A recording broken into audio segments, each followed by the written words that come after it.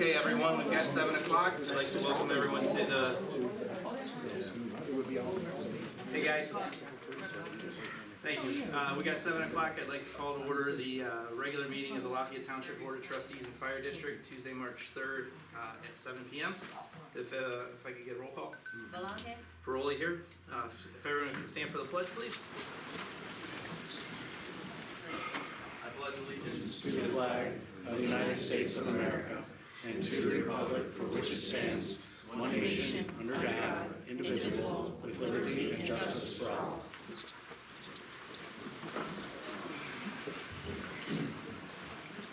So we have 2 items on the consent agenda for tonight, the regular meeting minutes from February 3rd and the regular meeting minutes from February 17th. Trustee Villar, have you had a chance to review them? Okay. Do I have a motion to approve the consent agenda? Yep, I'm recommending approve. I'll second. All in favor? Aye. Aye. First order of business tonight, we do have representatives from the Diamond County Engineers Office, Dan Becker and Jennifer Martin, to discuss the OPWC project on Ballas Road. First, I'll show you the print that we have, Okay. and then also kind of a breakdown on the cost and the timeline. Thank you, Jen.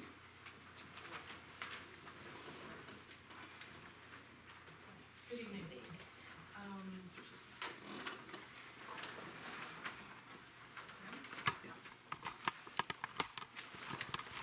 Approximately 2 years ago, the condition of the culvert on Ballas just out. Yeah. I didn't want to touch it. Thank you. So roughly 2 years ago, the culvert on Ballas Road, just south of Wedgewood, was being considered for replacement. The office at the time came up with a preliminary plan and a cost estimate to do the replacement, and funds were applied for with OPWC and were approved at the time. And in the last 2 years, obviously with costs increasing, we elected to review the estimate, take a look at the plan, and see how we could make it more economically feasible with the cost increases. This is now an updated plan. It's a 96-inch CMP that's been listed out. It's gonna be replaced in kind with the same 96-inch diameter, full height head walls. Guardrail is going to be added on both the west and the east side of the road. There is a field drive on the east side near the culvert right now. We need to shift that to the north to accommodate the room we need for the guardrail, to meet the requirements for that. There is easements that we were requiring on the west side with Mr. Albrecht that Matt Lawton has been discussing with. As far as the east side of the road, we'd like to work some work agreements out with the property owner there, Mr. Cleveland, to reshape the channel to accommodate the location of the inlet, the outflow of the pipe. The pipe would be put in the ground under the road perpendicular, no skewing at this point. This is, we feel is the best for the township. And as far as the cost goes, we were at $121,000 2 years ago for the replacement. With that, OPWC was gonna cover $93,000 of that cost. So the obligation for the township at the time was roughly $33,000. With the increase in costs due to inflation the last couple of years, that engineer's estimate now is up to $140,000 roughly.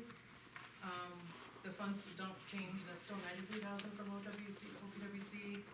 And then the estimated revenue for Lafayette to then put forward for the construction of this would be roughly $48,000, $50,000 give or take.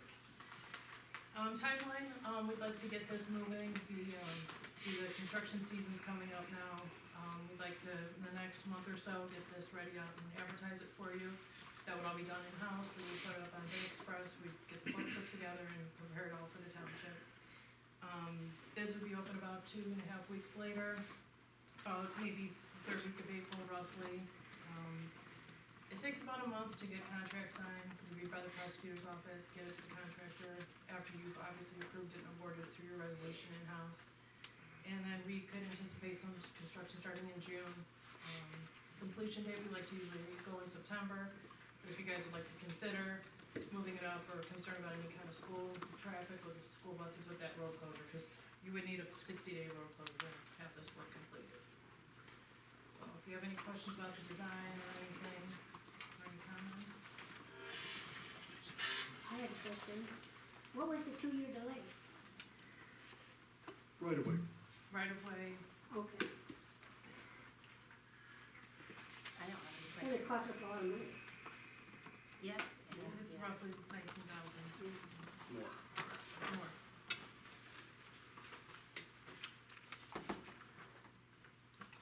Is it? Okay. Off the hook easy. We'll come back at another meeting, maybe when it's not so busy, and we'll have a title sheet for you to sign, if that's okay. Thank you. Thank you. Thank you. Chief, Fire District report?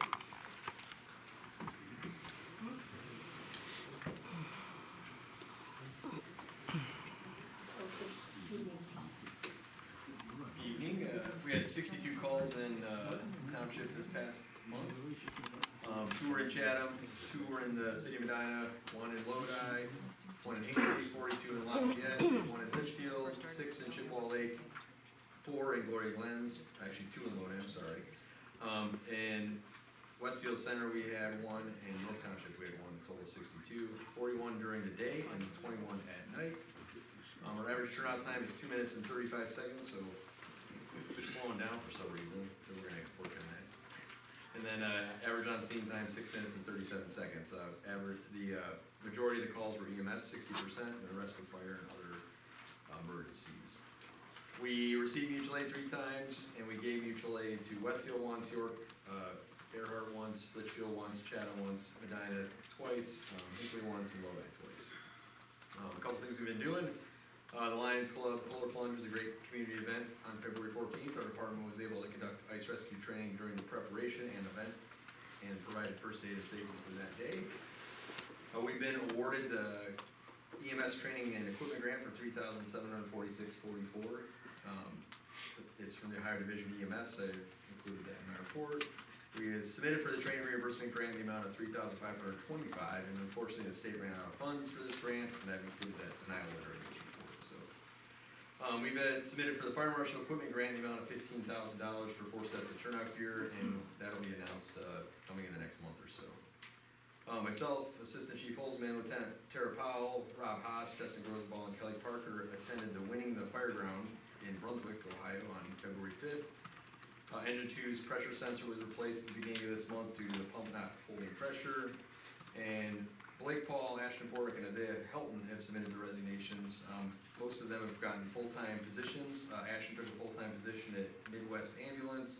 Isaiah took a full-time position at Lodi Fire Department, and Blake is working a bunch of part-time jobs, and 5 is too many for him. So, that is all I have. Excellent. Thank you, Chief. I have a question.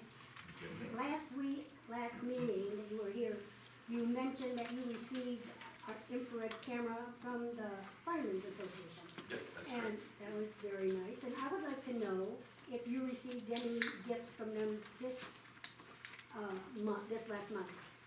No, I don't. And I would, No.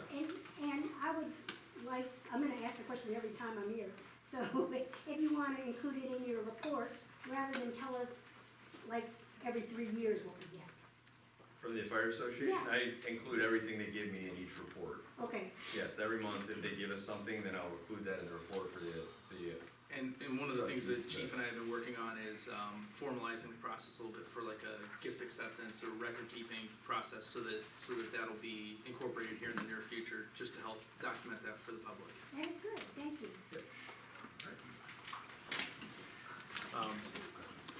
Real quick then, before we move on, I have, Sorry.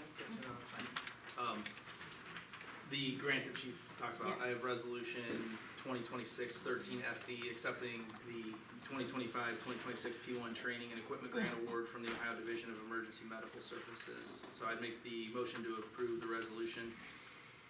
I'll second. All in favor, roll call. Well, yes. Corolla, yes.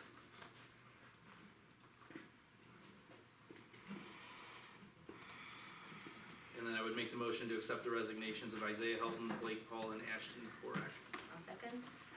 All in favor? Aye. Aye. On to fiscal. You have obviously all the reports. We have payroll for the township for the period of February 15th to February 28th in the total of $5,853.50. I would make a motion to approve the payroll. I'll second. All in favor? Aye. Aye. For the fire district, same pay period, payroll of $27,504.71. I'd make the motion to approve. I'll second. All in favor? Aye. Aye. And then we have warrants, copies are available at the front door. For the township, we have electronic warrants 71-2026 through 87-2026. There are a few listed that were approved at the last meeting. And then checks 37-744 through 37-756, totaling $18,082.95. There was one check with an overpayment, that'll just be credited towards the next invoice. So I'd make a motion to approve those payments for the township. I'll second. All in favor? Aye. Aye. And on the fire district side, we have electronic warrants 138-2026 through 145-2026, and checks 2163 through 2168, totaling $20,031.11. I'll make the motion to approve. I'll second. All in favor? Aye. And all of these will be submitted for record with the minutes.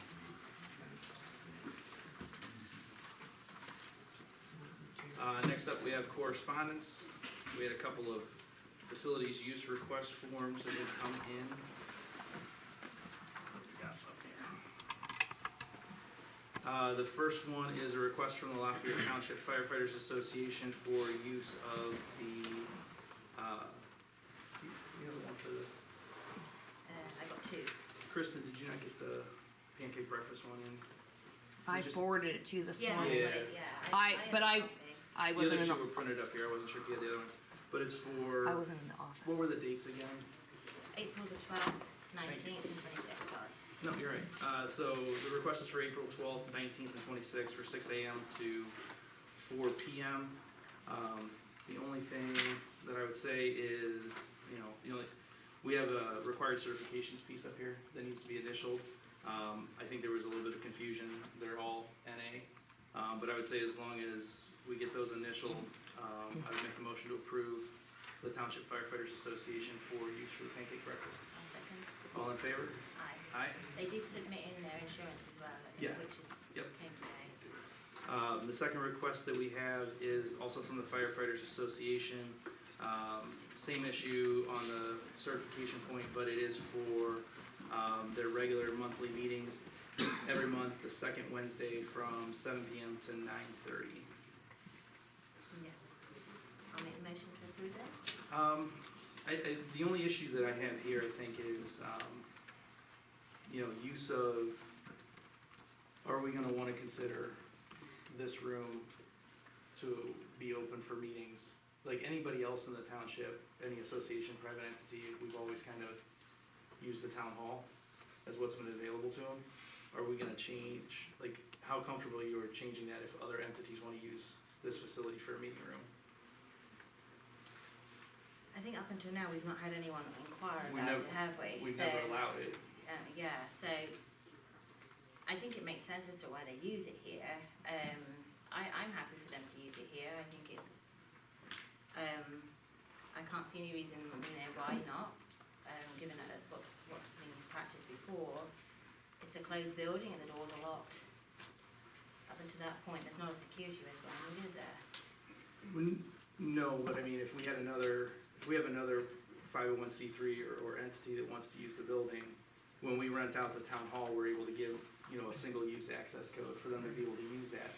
Up here, unless somebody from the township's gonna be available to open the building and close the building, we can't give them a key to the fire department. Not to mention, I don't know who manages the scheduling, but that's another thing that we'll have to worry about is coordinating scheduling, and then what if one of our boards wants to use this room and, for training or for a public meeting? I would say with the town hall being available for use, that would be a much more suitable place to allow them to hold their meetings. I have no problem continuing to do it free of charge, but like we do for other, public I suppose organizations. the question is making sure it's not conflicting with any other rentals we've got going on then. Are there any rentals at that time of the evening? Let me look. Can I say something, Justin? Sure. So we've always used this facility to do our meetings. It's always the same Wednesday, same time. The firefighters that are here, it's easier for them to attend the meetings here. And the thing about the 501c3s, no one has asked you, so I don't see why we can't go with what Carrie said unless, you know, you get multiple people asking you. I mean, we are here to support the fire department and the community, so why do you want us to move down there? When we've been here since the conception of this building? Can I ask Chief a question? Chief, Yes. sorry to put you on the spot. Yep. Chief, if, those who are from the, department here that are attending the meetings, are they on duty at that time? Cause that would be my only worry then, if we're pushing them down there and they're on duty. So, yeah, so they can't be on duty, if they're on duty, they are able to come to the meeting then, at least. Cause that might And be a prohibit them from participating. active participant in the meeting if they're. A call. But if they go on during the time calls, it's they gonna- go on calls, if they're not, if they go on Eliminate calls, it. they go on calls, so, yeah. If they're here and available, they'd be at the meeting, potentially. I just don't wanna slow down if we get a call and they're down at the other end, then they've gotta come back to the building, haven't they? Right, but at most, that's three people that we have staffed in the building. I mean, the association, you're still gonna be able to hold a meeting That's without, always gonna be the case. what's that? That's always gonna be the case. Well, correct, and like I said, I mean, since we've adopted this new policy, like, prior to now, nobody's ever asked to use this building, cause it's always just been a, you can't ask to use this building. What date? Eventually, people are going to be Wednesday nights. Wednesday, 7 till 9:30. What date? The second. Every month, second Wednesday. Yeah. There's always gonna be a meeting. Is there someone who uses the building down there? What was the actual, every, Every month, the second Wednesday. okay. No, I think there's the third right now. Always gonna be. Will's got a question. I just got a quick one. How is the liability insurance handled with all these different places?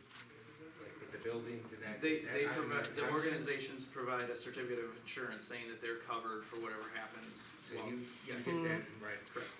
I actually had a chat with. There our is a prosecution- rental There is. in June on one of those days.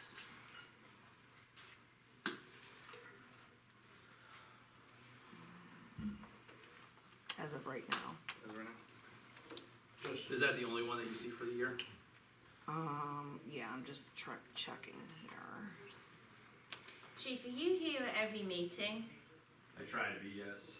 So Chief was supervising as such then, to allow him to let in?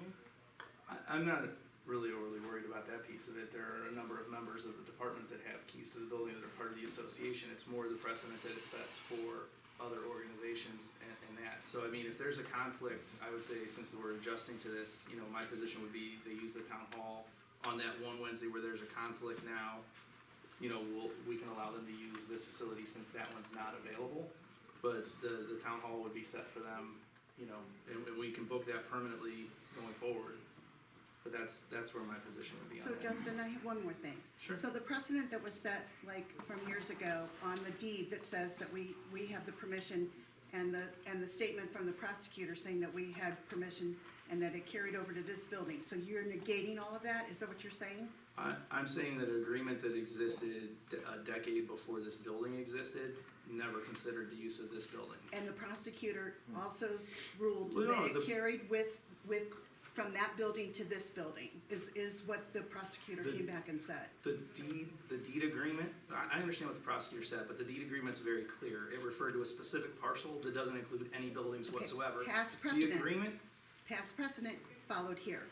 And that's Sure, what, that's what sure. the prosecutor said. So why are you now being so adamant of not letting the past precedent follow like we've been doing? because We've just been here because for you've 5 always done years. some, We've just been here because for you've 5 always done years. something incorrectly, doesn't mean you continue doing it incorrectly. But it's not incorrect. It absolutely is. On what basis is it incorrect? On the basis that we are not going to allow any other organization to use this room for regular meetings that can be handled down at the town hall. So So the past we- precedent of the deed and the prosecutor, The- you've negated. The deed is completely irrelevant to this. The deed is allowed, not. the deed, listen, I really don't like to argue, you know, but I was here when, I was a part of this community when that deed was written. It was for the buffalo roast, so they could continue to use the pits that are at the back of the baseball field. It didn't even include the town hall that was there at the time. You're trying to expand the argument to include something that was never considered. In addition, this is a liability issue for the township, is we are giving preferential treatment to an organization that has clearly established that they are a private organization. So again, the board composition may very well change, but as it stands now, I'm not comfortable approving the use of this facility for regular meetings that can be held at the town hall. Obviously, specific events, you know, where the pancake breakfast, the town hall isn't adequate for doing that, so it makes way more sense to do it here. I have no issue with that whatsoever, but the meetings, I feel need to be at the town hall. Okay.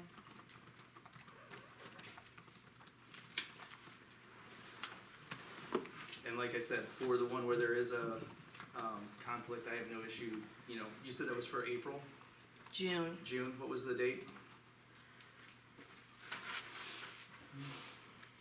10th, it's the second Wednesday of the month, there's a 4-H meeting in there. So I would be fine with approving it, the use of this building for the June 10th meeting, and they can use the town hall moving forward.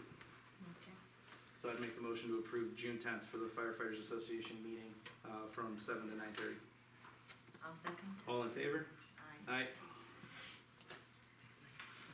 I think Ron had a question. It's so. Okay. And then the third facilities use request that we have is from MAC Baseball from Mike Biscup for use of the baseball fields. The standing agreement, it's for today through October 31st.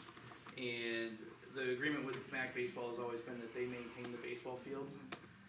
So when talking with Mr. Biscup, it sounds like what they'll do is they'll present a schedule to us so that we can share it with the public of when they've got their games and such reserved.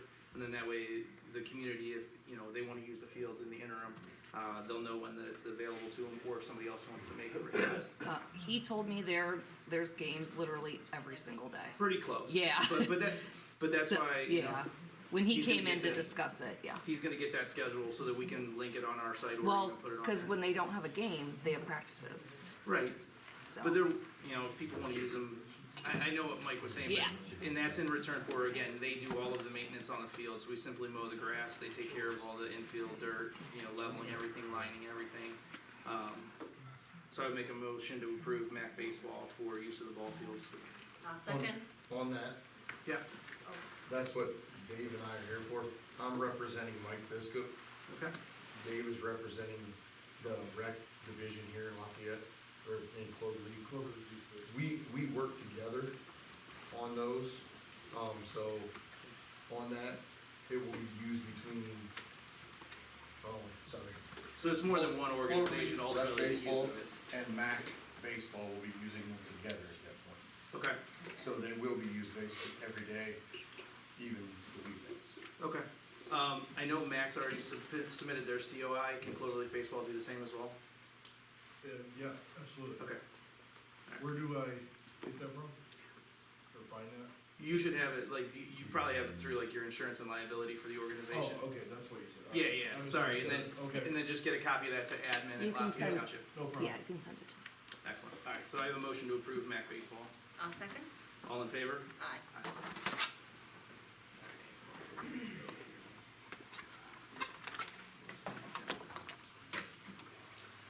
Under unresolved business, I don't have anything new on my item, No, we're I'm still still waiting. waiting, yeah. So do you wanna take the first one on new business? So we received notice from Jason Gabriel, who resigned from the service department as of Thursday last week. So we will be opening up this position. Jason's resigning for personal reasons, and we wish him all the best for him and his family. And going forward, if ever he wanted to come back, he said he would reapply, was in his position to do so. But we will be opening up this job position, which will go on the website. Kristen, tomorrow, is it tomorrow? Put it I'm up? in tomorrow. Okay. Can you work on Yeah, job I'll- listing with Matt? Yeah, Yeah, we'll see if we can find the one that we posted for when. okay. so then that will be listed, and then once we've received them in, we'll set then for some interviews. Do we want to, I know the last time we posted it, I think we posted it, you know, in, kind of when we were looking for both Yeah, we'll the have to. full-time, so do we want to post it for like a 22 to 25 pay range? Yes, yeah, go Okay. back to what we were, yeah. Okay. So it'll be, it's a full-time position for the service department. Right. I mean, I'll send it to you guys before I post anything. Thank you.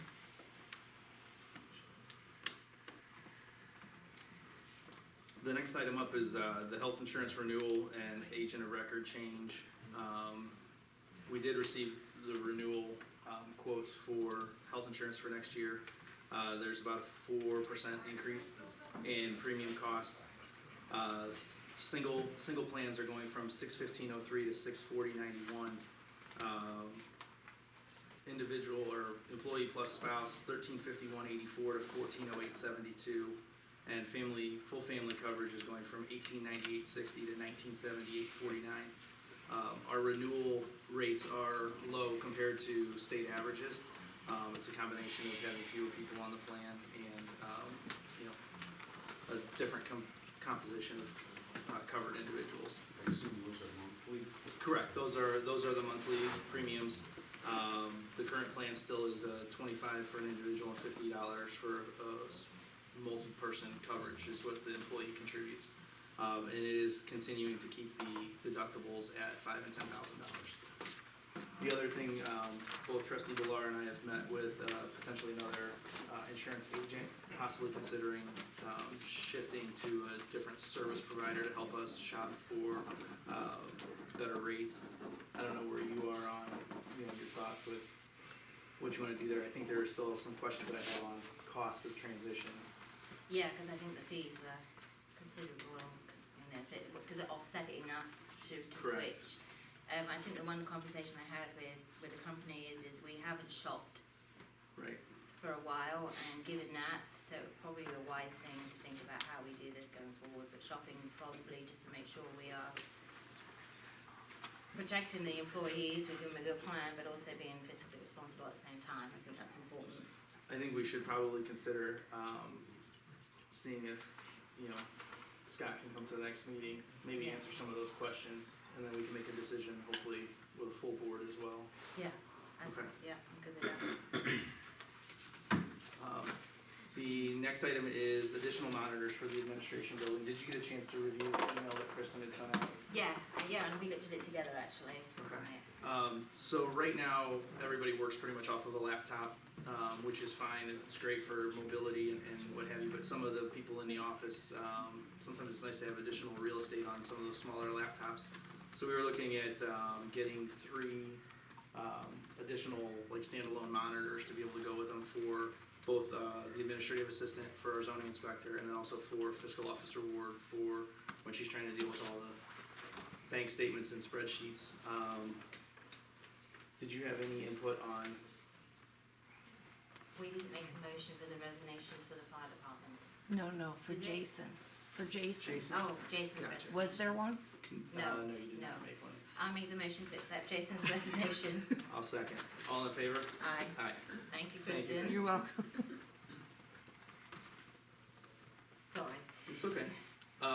So did you have any thoughts on that, or were you good with what? I was good with Kristen it, did? yeah, I had a look with Kristen, we were looking at the benefits for it, because given the way they are, they'd be able to see screens. And because of Kristen taking so much information and doing things, it gives her more visual, and with Especially with Sherry's the as well. Newsletter and web She's design. got lots of pages open, and I think it's a good idea that they have them. Well, then I would make a motion to approve the purchase of 3 monitors, the ones that were outlined in Kristen's email. The cost will be just under, probably be like 625. So I'll approve up to 750. Okay. Because they That'll were come- on sale, weren't they? Yeah, that'll come out of the general fund, other miscellaneous, 1,000, 110, 500, 0113. The money's already appropriated. Well, second? All in favor? Aye. Aye. And then the last item on new business, we have the, yeah. Those monitors that you just approved, Mhm. what, are they, what size are they?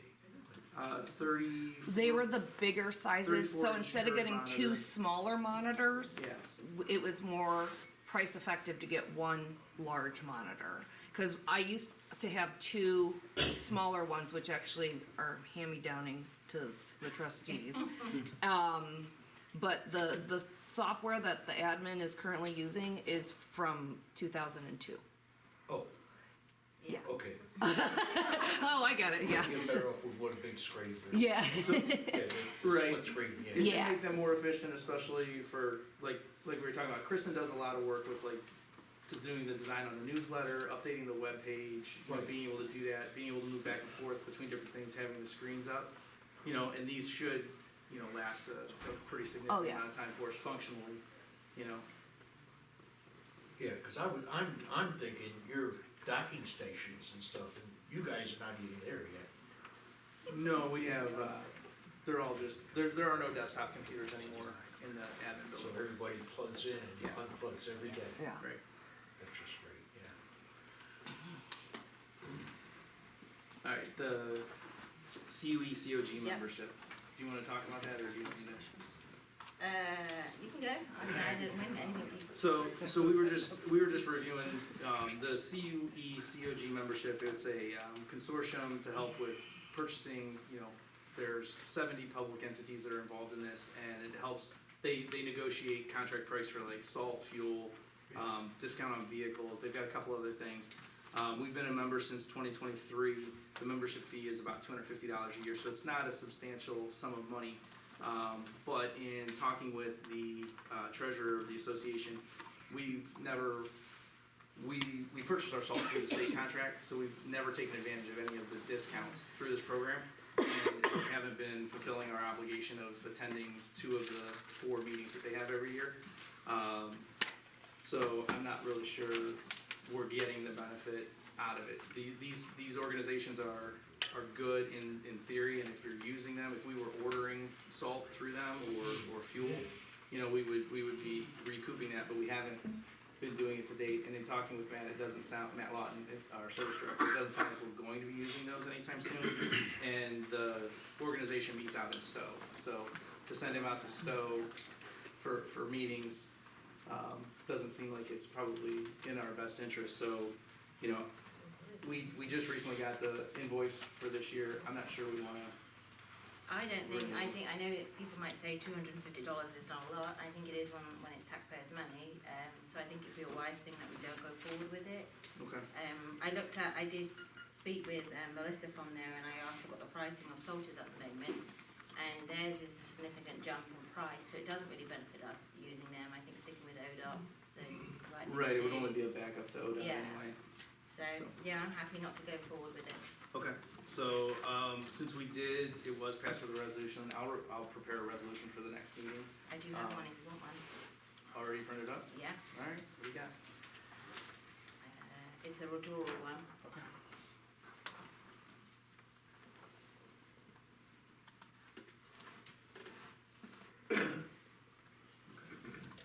Kristen, what are we on, 27? Oh, gosh. Hold on, let me look. Thank you.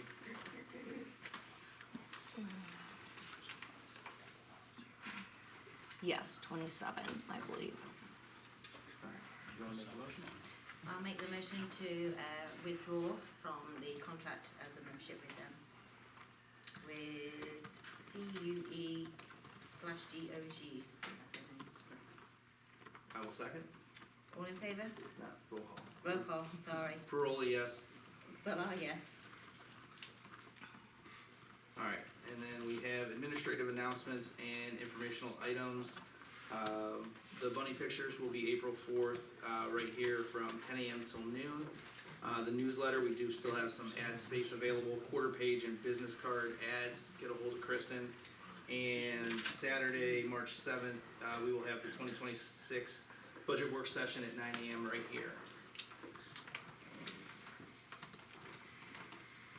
And now for what everybody is here for. So we have obviously a vacancy for the trustee position. We had 8 candidates. Mr. Warcola actually withdrew his name yesterday. And what we're gonna do now is we're gonna do interviews right here, we're gonna give each candidate, we'll do a random draw for which order we're gonna interview the candidates. They will have 3 minutes to give just an introduction, kind of an elevator pitch of why they're qualified and why they think they're the best for the job. And then Trustee Villar and I will ask questions. We'll try to keep it to about 10 to 15 minutes each. I guess, Mr. Fertel, are you here? Yes. Okay. Mr. Fullerton? Yep. Okay. Mr. Kasuf? Here. Ms. Keen? Yep. Okay. Mr. Kittle? Here. Okay. Mr. O'Neill? Here. All right, and Ms. Robinson? Here. Thank you. Obviously, it is an open meeting, so everybody is welcome to stay, but in the interest of fairness, if you would like, we would ask that each of the candidates, there are chairs in the hallway, if you could wait out for the interview period, we will come in. But again, we can't force you to, but, we would like to have each of the candidates wait in the hallway.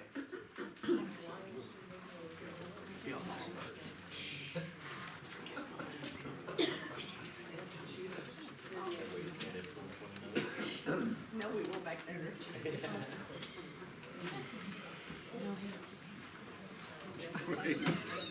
Oh, it's right back there. It's right around the corner. The restroom? Yep. Right around the corner to us.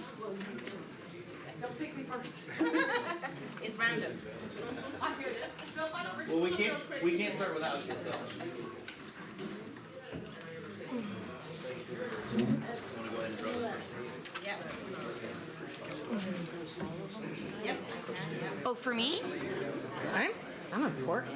Okay, hold on.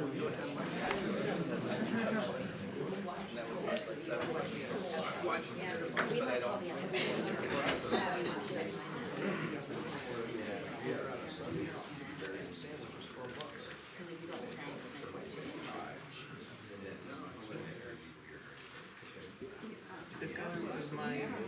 I tried to free up a few months today and I tried to switch. Okay, so, we have the names in the box here. And they are random, so I did shake them. So, we would like Nick first, please.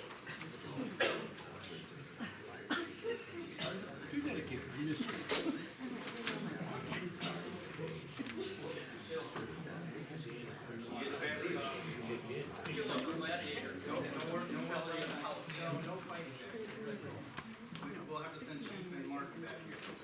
Here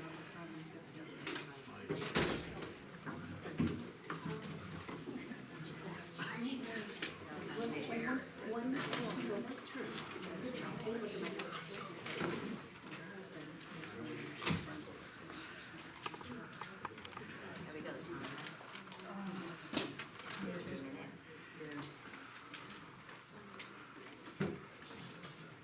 Mr. Kittle, if you would like to introduce yourself, the floor is yours.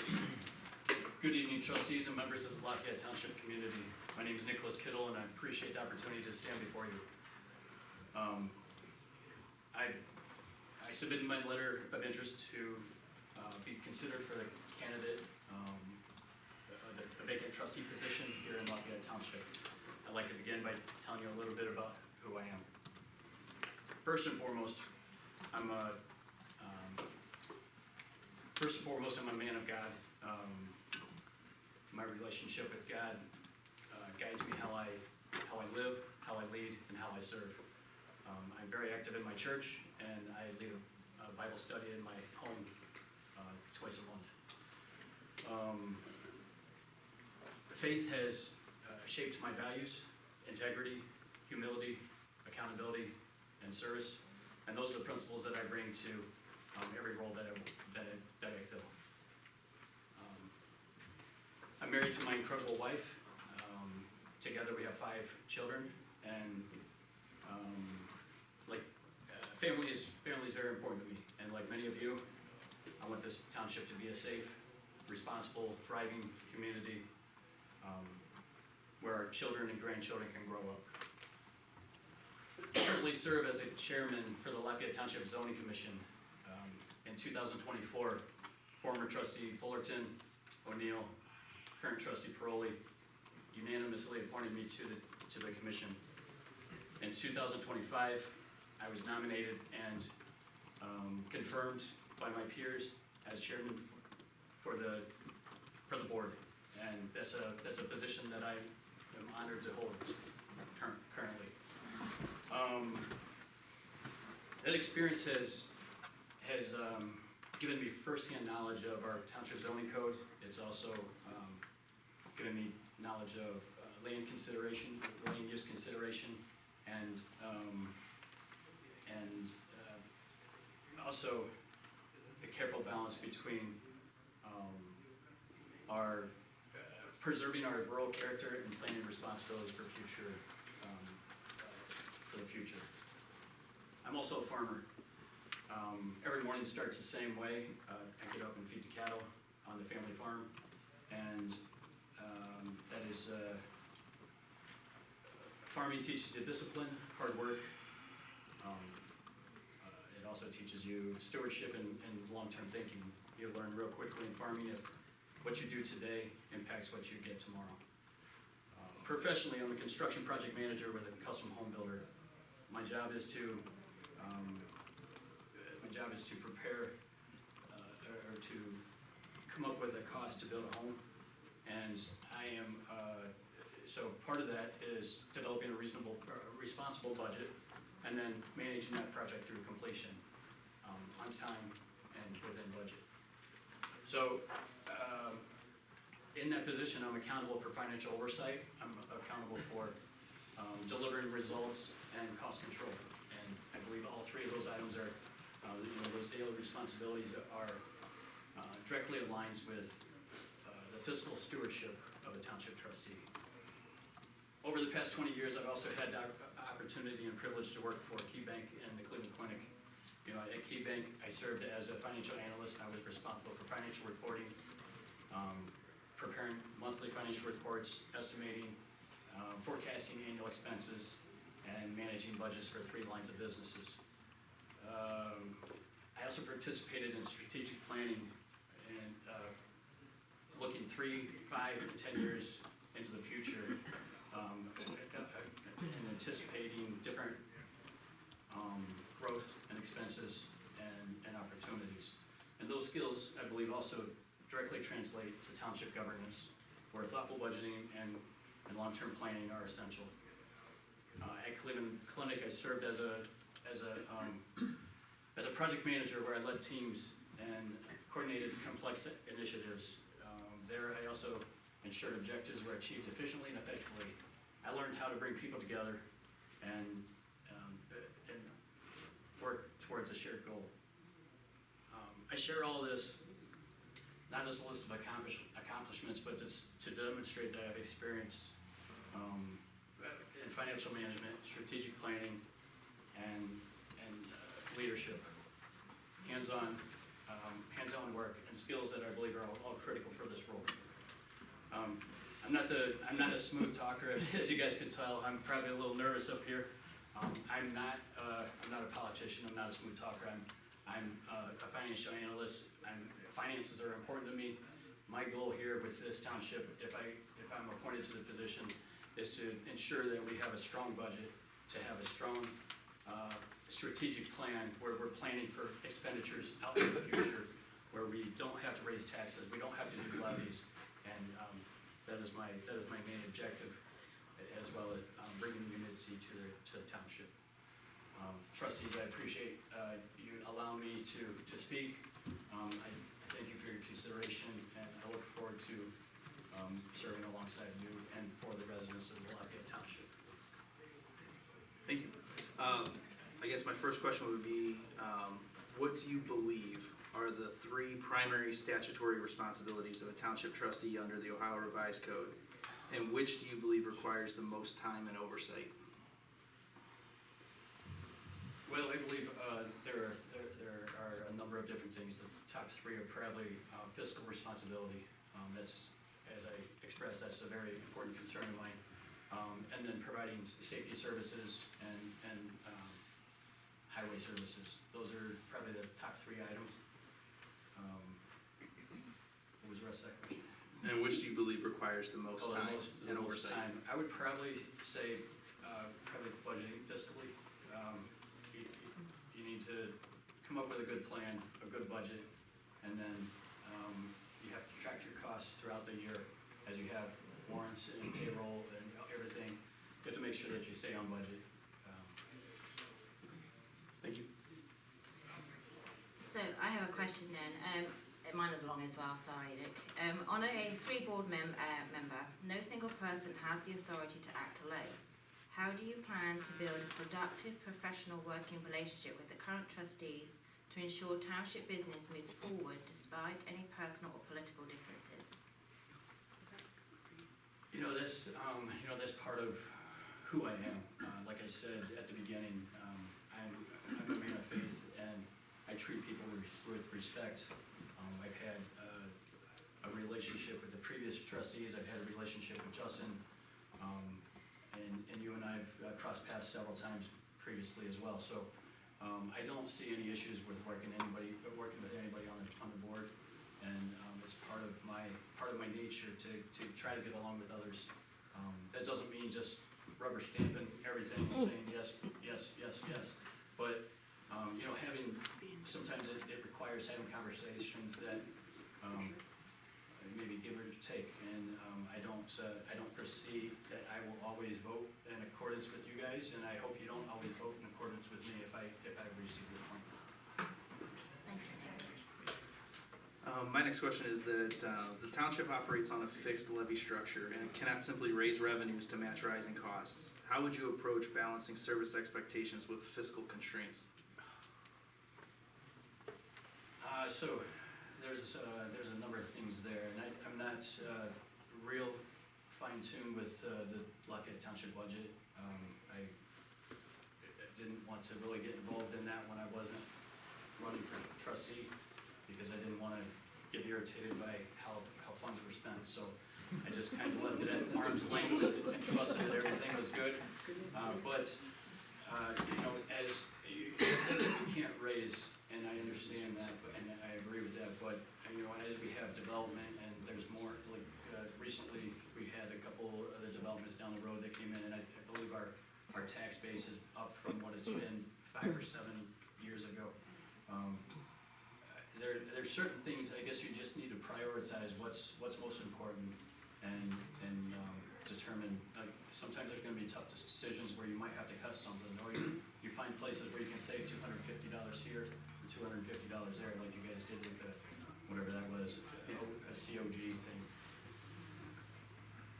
Thank you. So my second question, inevitably there will be times when the board is not unanimous. If you find yourself in the minority to a 2-1 vote, how do you view your responsibility to support the board's final decision once you leave this room? And how would you explain the outcome to residents who supported your position? Well, that's the whole reason there is a 3-panel board. Like, not everybody's gonna have the same thoughts and the same,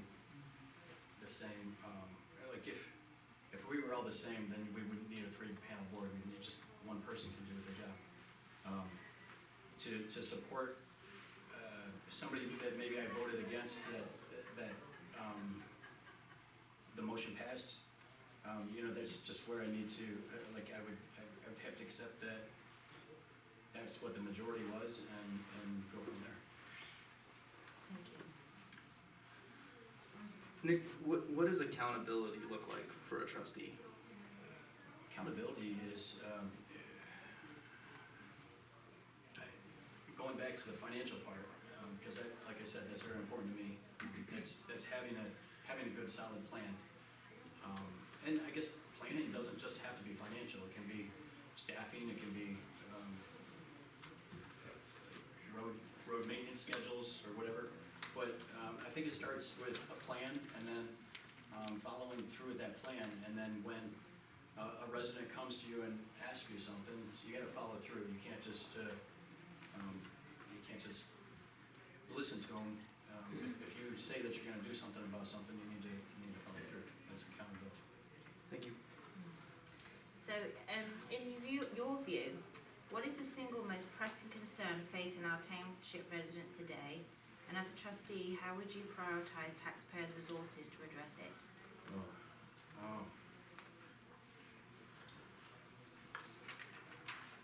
I don't know if I should really get into this, but you asked the question, but if you haven't noticed, I feel like our township is fractured. There's a lot of tension in our township, and we need to mend, and we need to realize we're all neighbors and we need to get together, get along. I do have some ideas of different things we can do as a community. There's always gonna be outliers of people that don't, that have their heels dug in, and no matter what you do, they're gonna be against it. But I have some ideas that we can do different community events and hopefully bring neighbors together. Thank you, Nick. The last question I have is, based on your prior experience, whether in public service or in professional life, what is one decision that you would have, that you made, that you would handle differently today, and what did you learn from it? I thought I was only supposed to have 3 questions. Yeah, 3 each, 4 extra. A decision I made that I could have handled differently. So, as I noted, I work for a custom home builder, and I work with, our clientele is more affluent than most, and sometimes it's difficult to deal with some homeowners, and there's a situation where a homeowner wanted to make a change, and we were at the end of the construction, and personally, I really didn't want to make the change, and so I gave her the price to make the change. She thought that we should have been responsible for it, and I just wish I would have worked with her more. She was very upset after that, and as a builder, I don't want any of my homeowners to be upset. I want them all to be happy, and that's, I guess you asked the question, so that's the first thing I could think of. Thank you. Thank you. No further questions? No further questions. Thank you.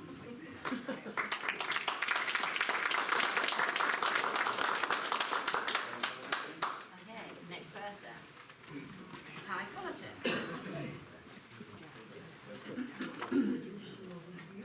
So Carrie, are they staying in the room now, or are they exiting? I think if we keep them in here, maybe. It's up to you. I mean, Just, We may. are we keeping Nick and the candidates once they're in here? Yeah, they can stay amongst. Or do they wanna put them in that room? No, they can stay. They can stay. They're way more comfortable. Yeah, no heckling. No heckling. Kindness.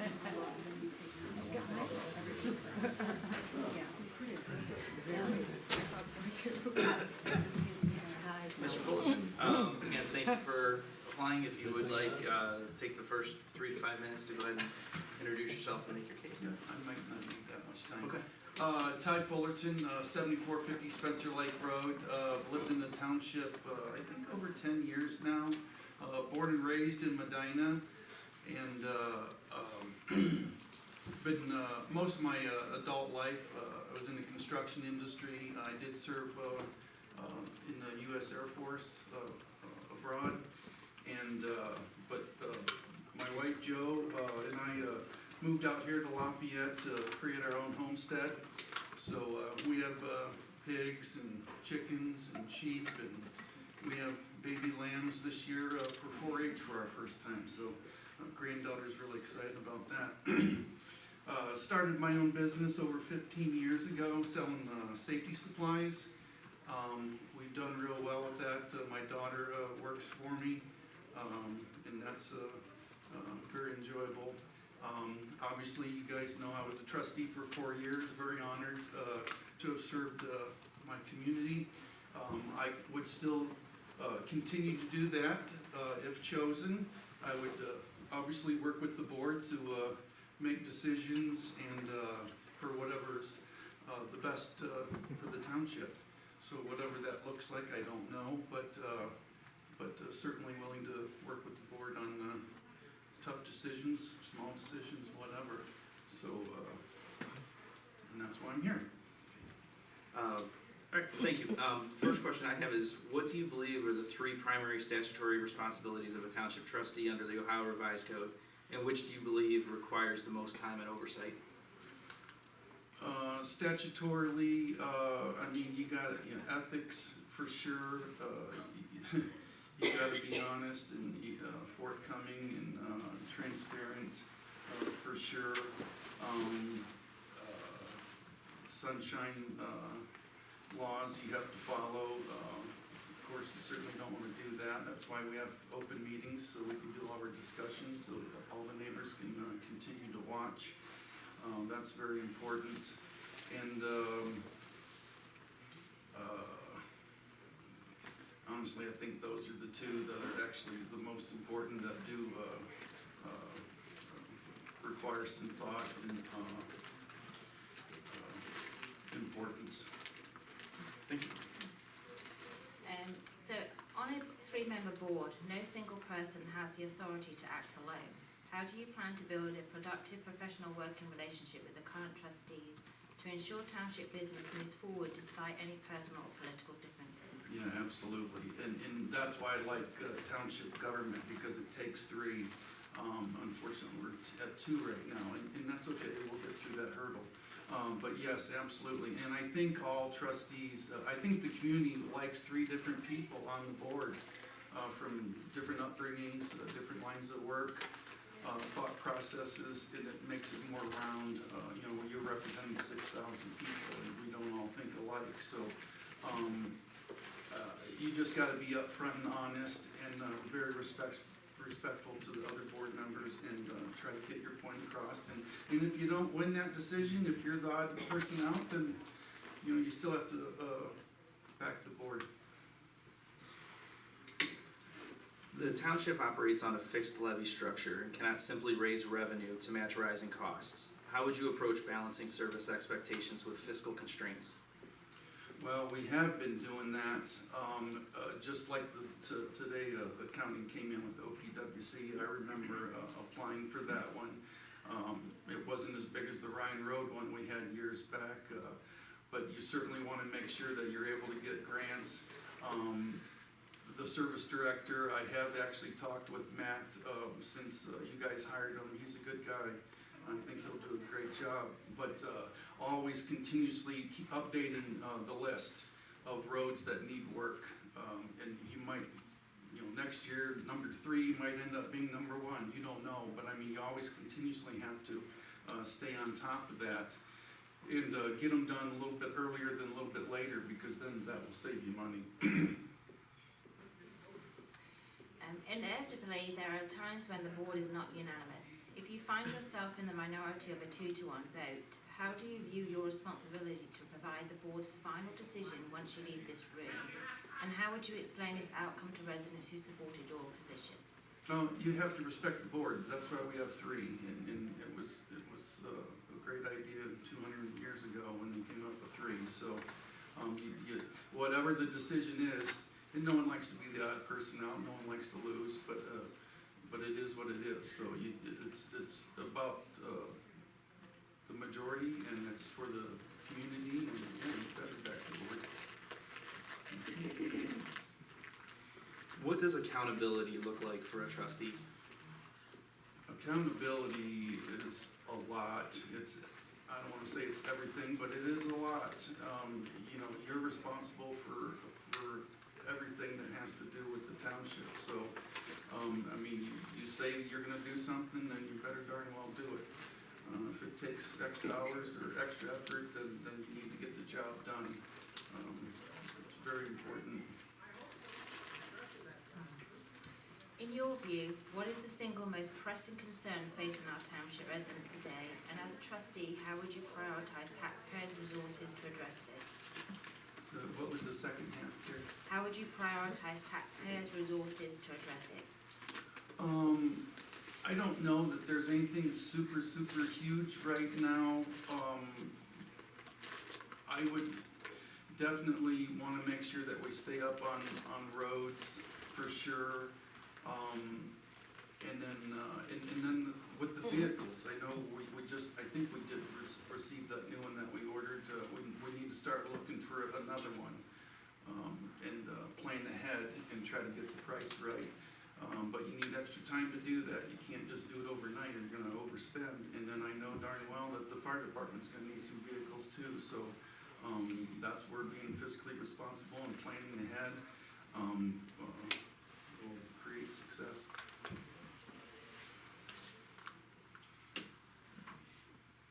Yeah, no, that's all right.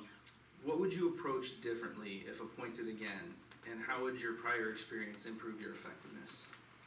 The only thing I would do, I guess, I mean, I don't know that I would do anything different as a trustee per se in the day-to-day business. I thought I did a good job communicating with the workers. I mean, they're the ones that are doing the work.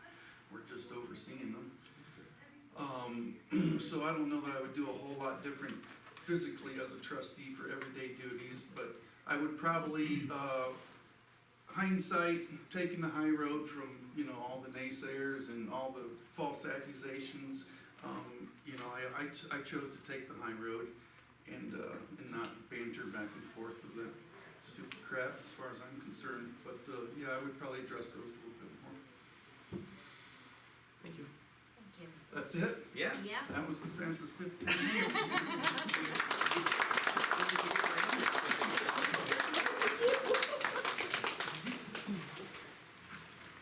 No, I didn't.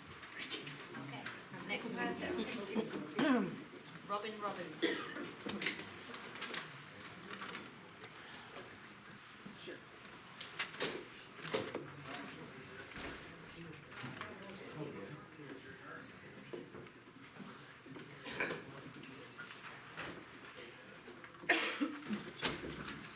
Ms. Robinson, thank you for expressing your interest.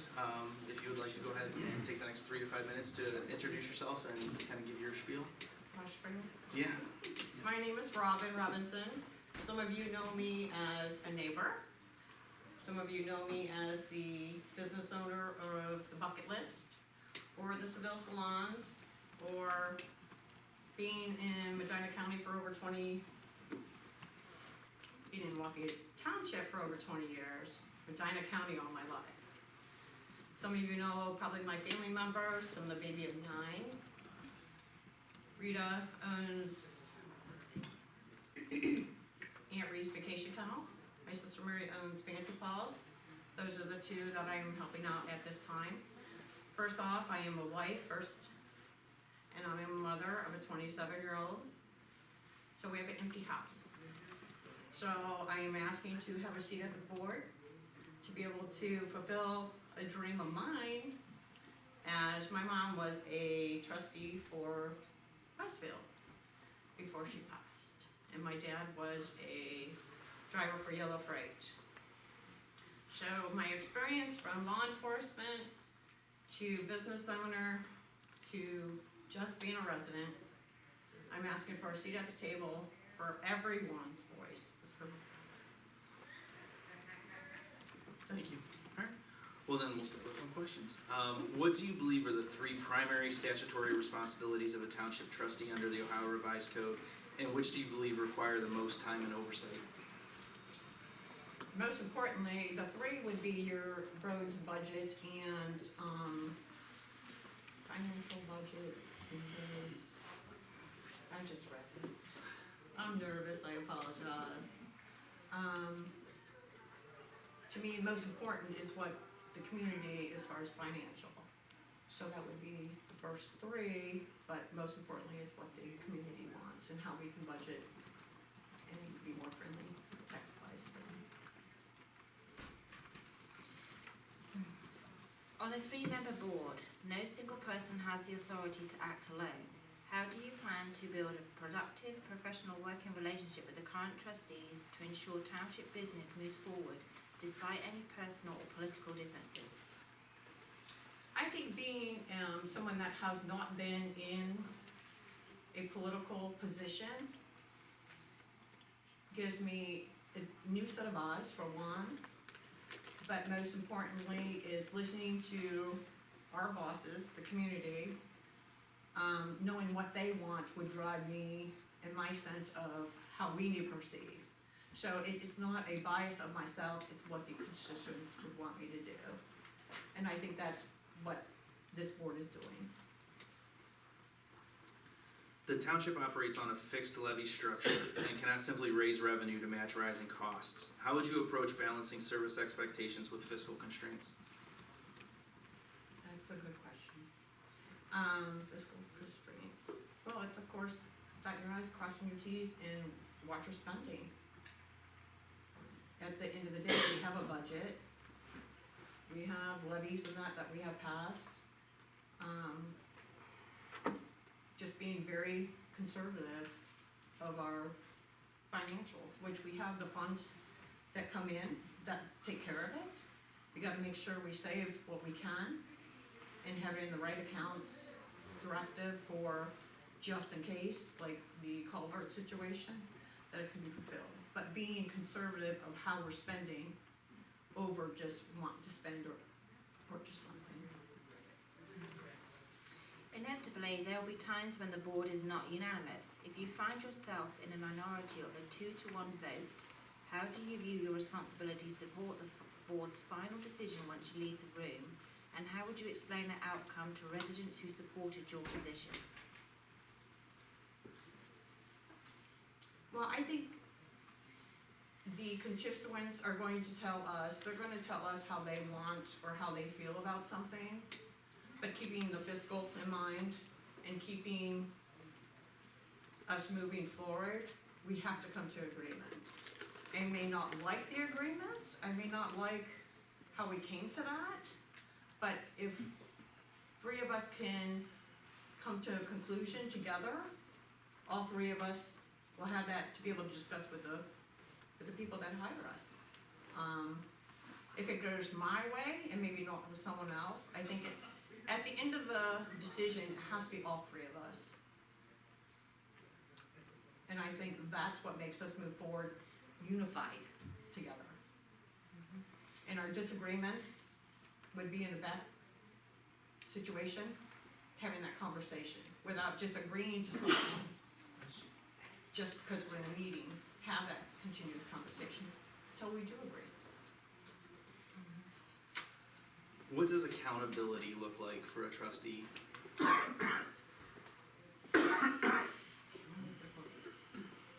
Listening to what they're saying about me and to us. Accountability, if I make a mistake, I made a mistake. I have to answer to them. And I'm willing to do that.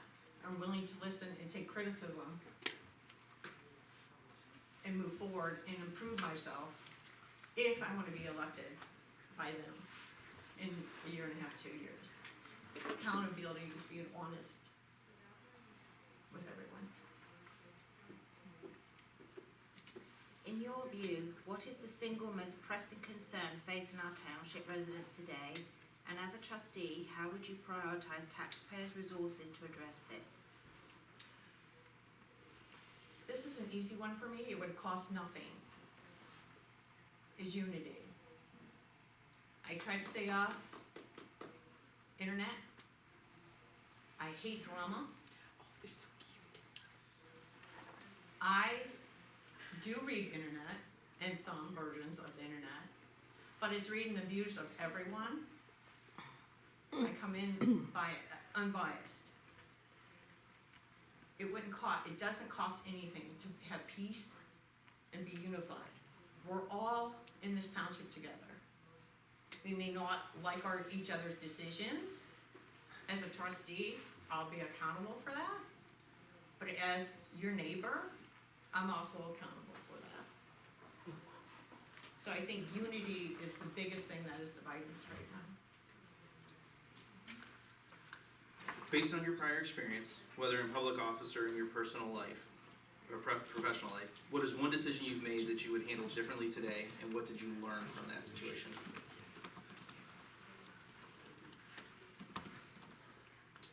Well, I've done a lot of jobs. Started out of high school being a bus driver. Biggest mistake. I noticed I don't like kids that well. Behind me while I'm driving. I love kids. I can't wait to be a grandmother. I'm not a grandmother yet. I'm a grandmother of, I think they have 3 or 4 cats, honey, I'm not sure which, fur babies.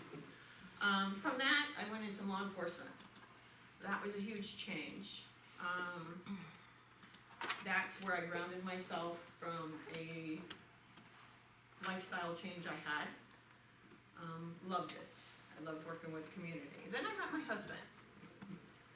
And we decided to go a different routes. And that's when I opened businesses and so forth. But what I have learned and working in the corporate world also, is where you give your all. It's not 100%, it's always 1,000% in the Robinson book. But then you realize you're just a number. That is my biggest mistake. Taking the time away from my husband and my family for a corporate job, and realizing family and community is more important than a dollar. So I would take it to learn to communicate better, and learn to listen even more. Thank you. Sweet!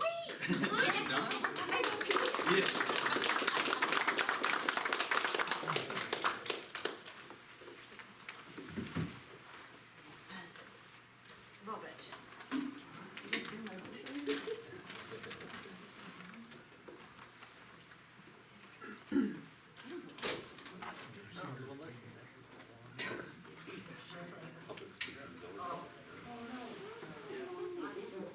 See everybody about 15 minutes.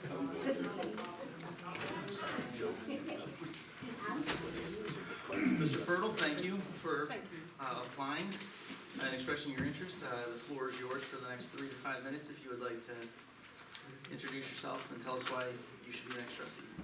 Okay, well, thanks. My name's Robert Fertile. I moved to Lafayette in 2023, so I'm fairly new here. Prior to that, I was in the Marine Corps for 21 years. So the weird thing about the Marine Corps, is that too loud? No, I said no. Yeah, at least it looks like it. Is they don't tell you gotta get out of the Marine Corps, right? So at the end of 21 years, I had to figure out what I wanted to be when I grew up again. So I was fortunate, I got aligned with a tech company that allows me to work from home here in Lafayette. So I had an interesting kind of journey coming here. I got involved with zoning shortly after I arrived in Lafayette. I'm currently on the BZA. With Karen over there, she's the glue that holds everything together. And I've been doing that ever since. When this came up, I didn't know who applied for it, how many applicants there were. And I just, I always look for more ways to serve the community. So that's why I threw my name in the hat. So I guess at this point, I'm open for questions. If you guys feel better in that format, or? Yeah, we've got some for you. He said an elevator speech. Now, the elevators I'm typically in are only like 1 to 2 floors. I never worked in a high rise, so I was a little bit shorter than anticipated. That's all right. What do you believe are the 3 primary statutory responsibilities of a township trustee under the Ohio Revised Code, and which do you believe requires the most time and oversight? Wow, that's a good one and a very detailed one. Usually what I do is I get on ChatGPT and ask that. But I think if I would break it down, probably comes to budgeting. I think that would probably be the main thing as far as determining the budget and sticking to it. Yeah, the other 2 I'm not really sure. I don't know if you want to, I could expand on the question, but That's all right. I think Ty probably did a better job than me because he had the standing ovation at the end. So, my question then, on a 3-member board, no single person has the authority to act alone. How do you plan to build a productive professional working relationship with the current trustees to ensure township business moves forward despite any personal or political differences? Ooh, so that's a good one.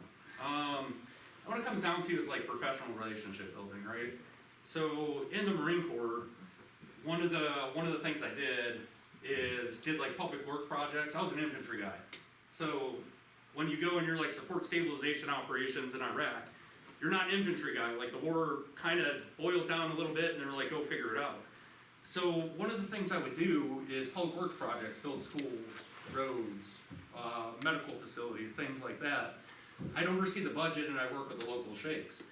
Now the interesting thing with the local sheikhs is 3 months ago they were killing us. So then we had to work with them to get these projects on rails and then bring those services to the communities. And I don't think there's, that much difference in managing that as managing people with different political views or different ideas as a member of a trustee board. So I'd manage it much the same way. The township operates on a fixed levy structure and cannot simply raise revenue to match rising costs. How would you approach balancing service expectations with fiscal constraints? Yeah, so that's a tough one, because everybody tends to have this like mindset that you just go in there and you like do more with less, right? But when you look at the budget, a huge portion of it is our people.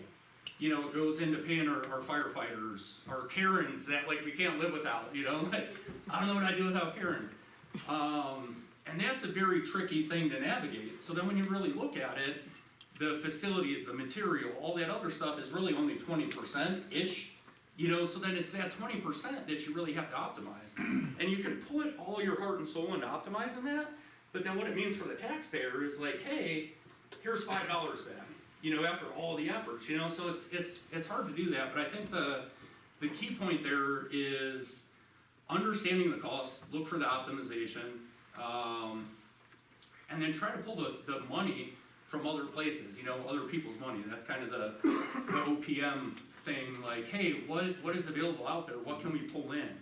You look at some of the townships, Painesville Township, for example, uses beet juice mixture mixed with their road salt to reduce their salting cost by 35%. All of that stuff is given to them by a grant. So we have to like dial into those grants to bring some more money in to help kind of ease that revenue strain, because the answer isn't raise taxes. You know, we can't put everything back on levies, and you can't say, hey, give us more money. We have to find ways to effectively budget and provide the services that the community needs with the money we already got, but we also have to find ways to get the money from the state and from the county that we already send them.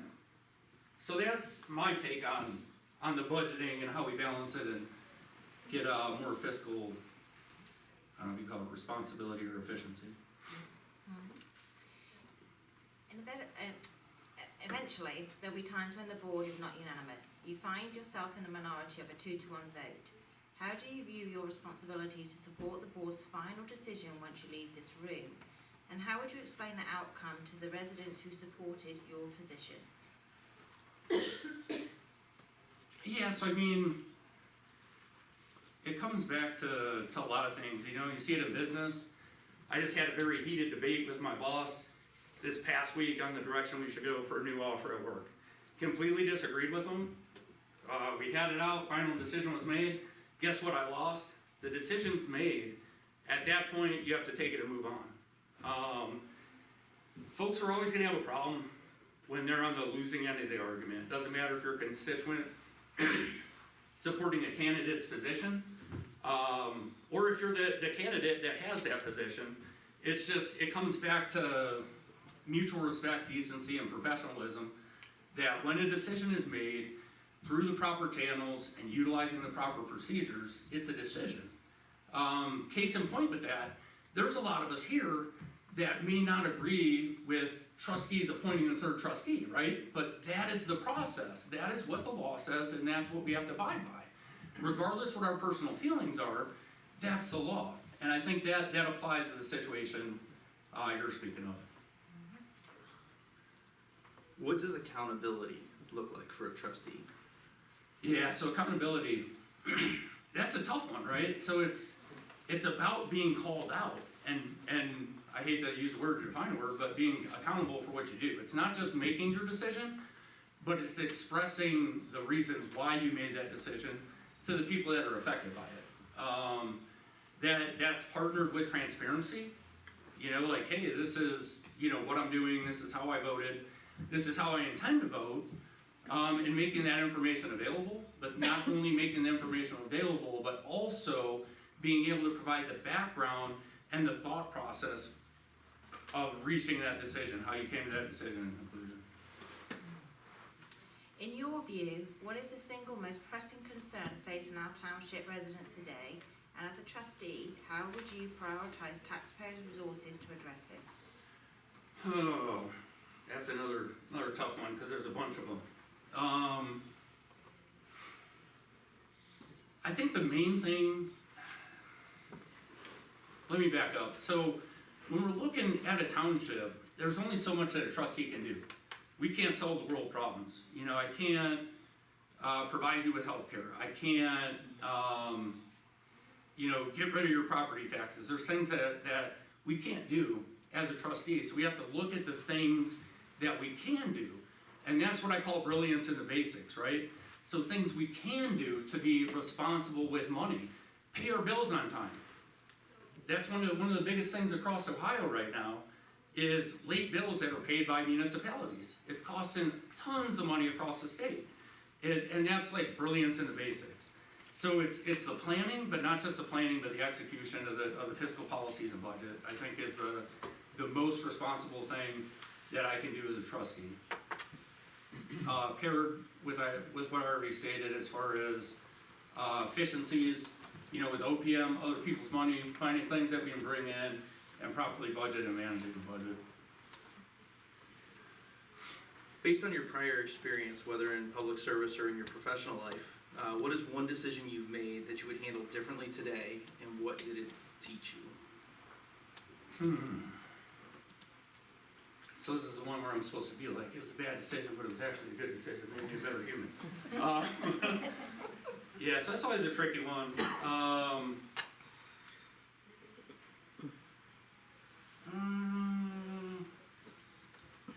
So one that I did differently that I would do different today. Yeah, I don't know. I don't know that I have like any regrets in any major decision making I've had through my life. Because even things that I could see as like a regretful decision, like taught me things and then like made me better on the back end of it, if that makes sense. So I don't think it's really anything that I would say, hey, I take that back and get a do-over, because I'm 100% happy where I'm at in life, and I'm proud of my life and my body of work. So it'd be very difficult for me to say that one bonehead decision I made, you know, was a bad decision, because ultimately the outcome proved otherwise. Thank you very much. Thank you. I do apologize, I'm a little bit sick today. I don't know, I got a little bit of a cold, so, but thanks a lot. You get to stay. Oh, I get to stay? I'm gonna grab a drink of water real quick. Don't tell them any questions. Oh, I don't know if anybody has any questions? Or? No, you can't tell them. Jen is next.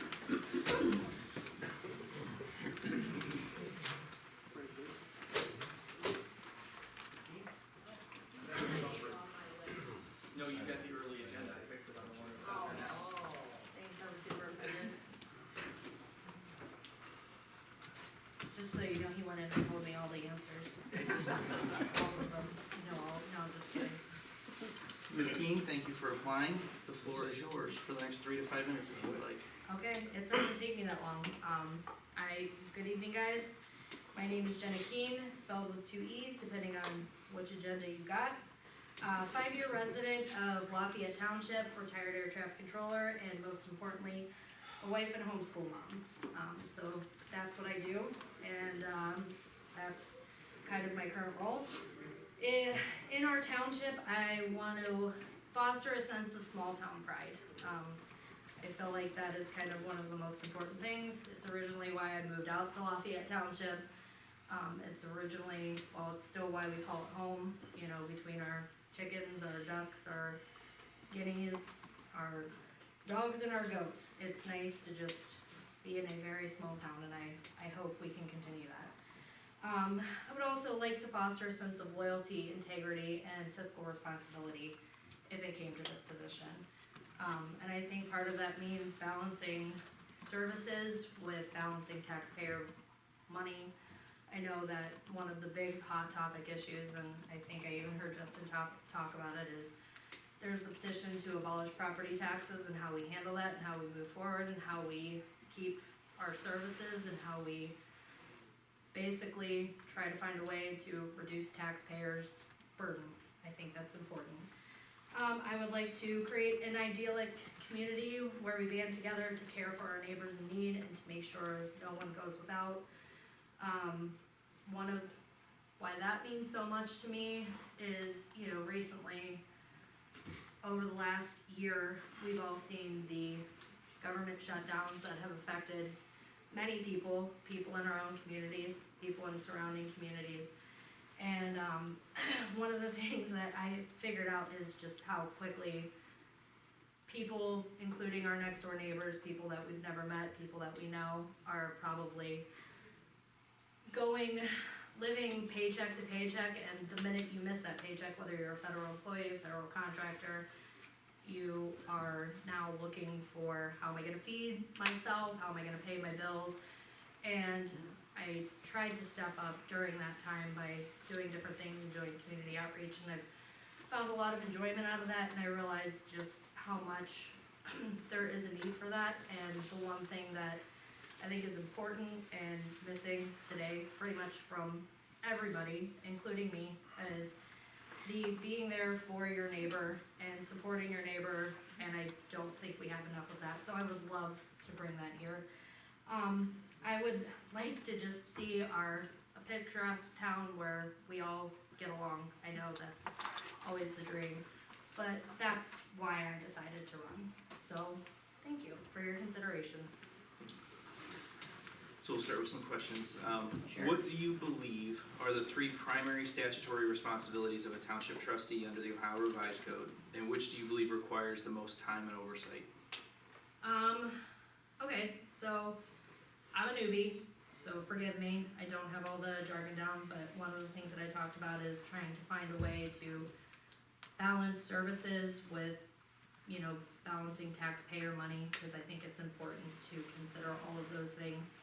I think those two are very important, and, I think that making sure that, I don't necessarily know if it's the Ohio Revised Code, but making sure there's transparency. I know we're never gonna make 100% of people happy with our decisions, but I think that it's important for that kind of stuff, if that makes sense. On a 3-member board, no single person has the authority to act alone. How do you plan to build a productive professional working relationship with the current trustees to ensure township business moves forward despite any personal or political differences? Great question. I have friends and family members of all different political spectrums, different political beliefs, different ideas of how to do things, and there are times where my ideas line up with somebody, but one of the things that I'm always willing to do is hear somebody out and learn, because I don't know what I don't know, and I guess you could say proverbially pick my battles, because if it's something that I really don't understand, I can agree to disagree with somebody.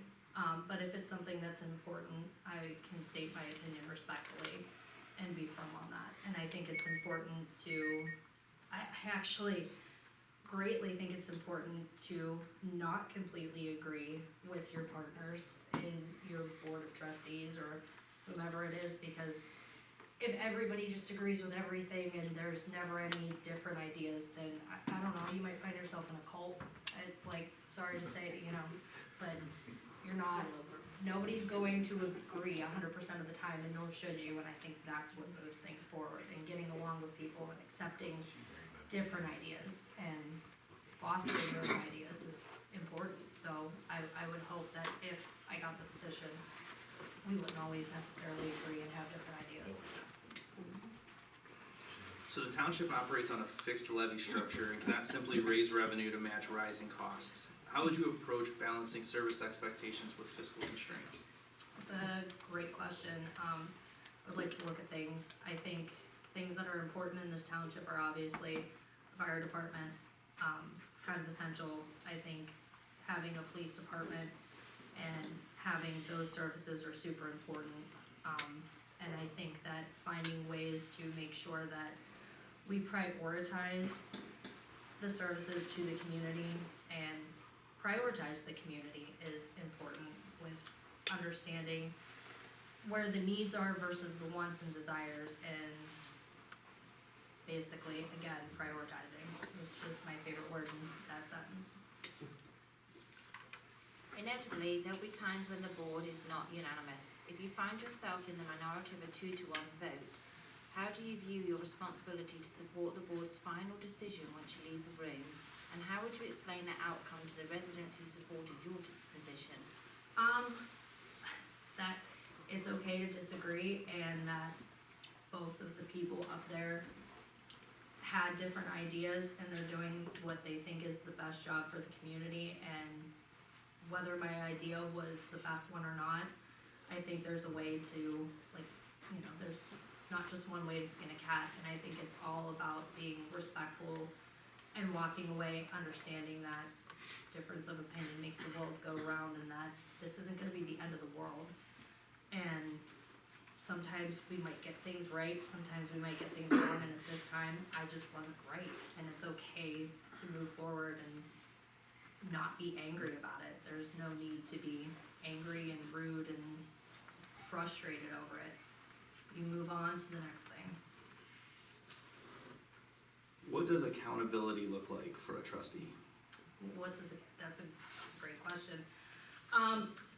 Accountability for me means that if I were to be trustee, I would expect that people would be able to have a conversation with me and tell me when I do things right, tell me when I do things wrong, including my fellow board members. I think the idea to strive to do things correctly all the time is there, but accepting responsibility when you mess up, accepting the mistakes publicly, privately, all of those things.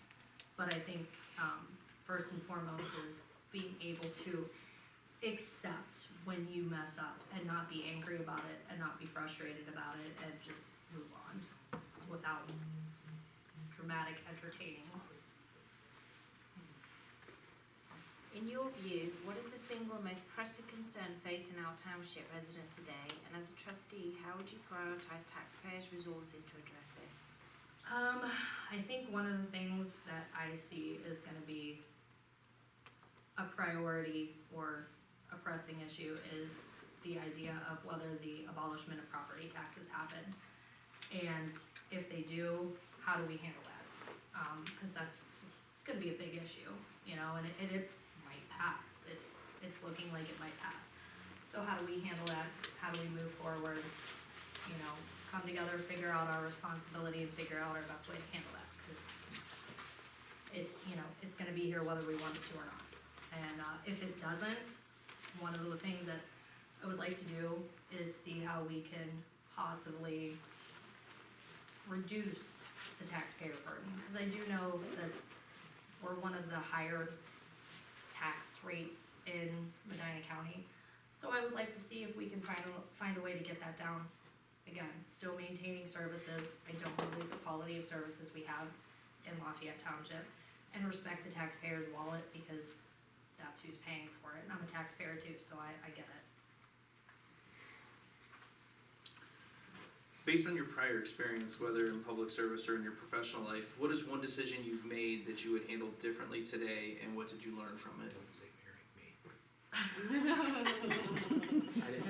No public comment, Mr. Keane. You know, there's been so many times that I look back and think, how would I have handled that?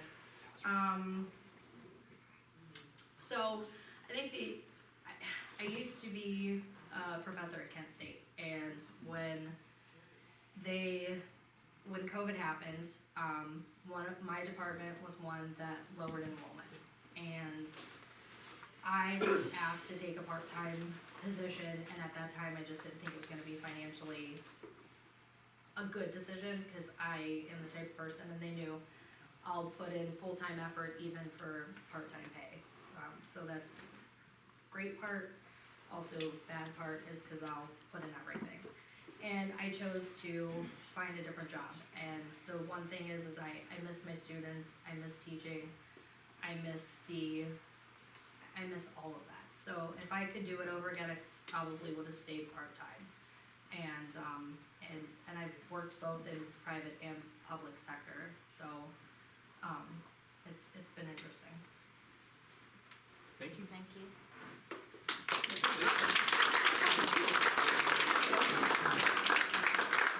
That was not 15 minutes, because I Well, was you counting. answer fast. She tells me that all the time. So Chris is next.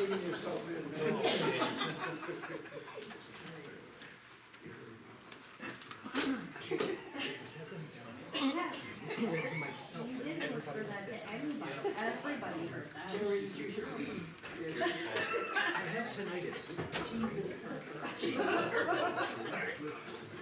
Mr. O'Neill, thank you for joining us, thank you for applying. The floor is yours for the next 3 to 5 minutes if you'd like to give your speech. Thank you for having us, and Carrie, thank you for encouraging me to apply, I appreciate that. A little bit about myself, I've lived in the township for 24 years. I work as an environmental consultant. I'm a senior program manager, got a wife and 3 kids, and I served as Lafayette Township trustee for the last 4 years prior to January. Some of the things that I had planned to do if reelected, and kind of went through these with trustee Villar and Mr. Ramonski last year in November after the election. After congratulating them, just let them know, hey, I'd like to help you out, and here's some of the projects I'd like to work on. One of them you guys actually had on the agenda tonight, update the employee handbook and or the policy manual. We touched on this a few times as a board in recent years, but never made much progress, and I think every employee would benefit by making sure that they're all provided the same version, and any policies can be revisited and updated as needed. Next one was a zoning book and comprehensive plan. The zoning commission has worked very hard for the last 4 years to get the book updated, last culminating in the Wedgewood Business District last year. It's a long time coming for that. I think the new items on the docket are local commercial district language, short-term rentals, and fence permits, from what I understand. That will be their next focus. Then it might be time to revisit the comprehensive plan again. It's been a while since that's been updated. Thirdly, Lions Park. Many people may not know this. It's owned by the township, but what people may not know is that it must remain utilized as a park, or the township risks losing it. Years ago, it was used regularly for baseball games, but over the years, the ball fields grew over, and the land was just sitting vacant and unused. In 2024, we built a pavilion there, and would like to see the facility used more often as its original intent of a park. I'd like to explore even more additional ideas of installing walking paths, or possibly gardens or something, or other low-cost ways to increase its usage as a township park. Lafayette Township Fire and Rescue District organization. Over the last 4 years, I kind of learned that we formed the fire district in an unusual way, so to speak. I'd like to explore the management of the fire district a little more. Currently, only the 3 township trustees manage the district. However, it is its own political subdivision with a completely separate budget from the township itself. I'd like to partner with a consulting company to determine whether the district was set up in a normal fashion and who should manage it. Should there be separate elected officials from different, other than the township trustees? Should they be appointed by the villages? How many should there be? It doesn't have to be just 3. Right now, Chippewa League votes for the trustees, but Gloria Glenn does not. They're part of the fire district, but they have no representation on the board. Finally, another thing I'd like to look into would be a succession plan for key positions. Over the last 4 years, key personnel have left office for various reasons. Nobody's going to stay in a position forever, but when the trustees rely on the knowledge of only one holder of any key position, all of that knowledge is stored in one place. I believe it would behoove the township to have a backup plan to the extent possible so that a likely successor is identified before a vacancy occurs. And these key positions include the fire chief, the service director, the zoning inspector, etc. As a trustee, I had the luxury of having a very knowledgeable zoning inspector and service director when I started. The trustees are generally not experts in any of these areas, and you kind of lose that information when there's a vacancy. 4 years ago, when I ran for the first time, I told folks that 2 terms would be it. But it took quite a bit of the first term to get the hang of things and get your feet under you as a first timer. I've certainly learned to work with different boards over different personnel, or different boards and personnel over the last 4 years. I'm truly hopeful that if given the opportunity to serve again, that the time won't be mired in a giant effort to get certain people unseated. I believe that the community benefits much more when the goal of the trustees is to make Lafayette Township the best it can be and to put personal differences aside, even if their ardent supporters are strongly opinionated. If I may have a request for both of you as trustees, I implore both of you to discuss the candidates and each of your first individual favorites before making any motions on a candidate. Also, please do not compromise if you are not in 100% agreement with each other on who should fill this vacancy. Otherwise, it's basically being left up to one person to fill the role, and the other person will have just conceded the it's more important to have the correct person selected than to just get the position filled as quickly as possible.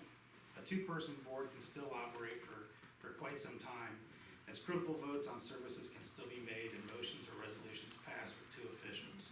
The court making an independent and unbiased decision on filling the vacancy would be better than one trustee convincing another on a particular candidate.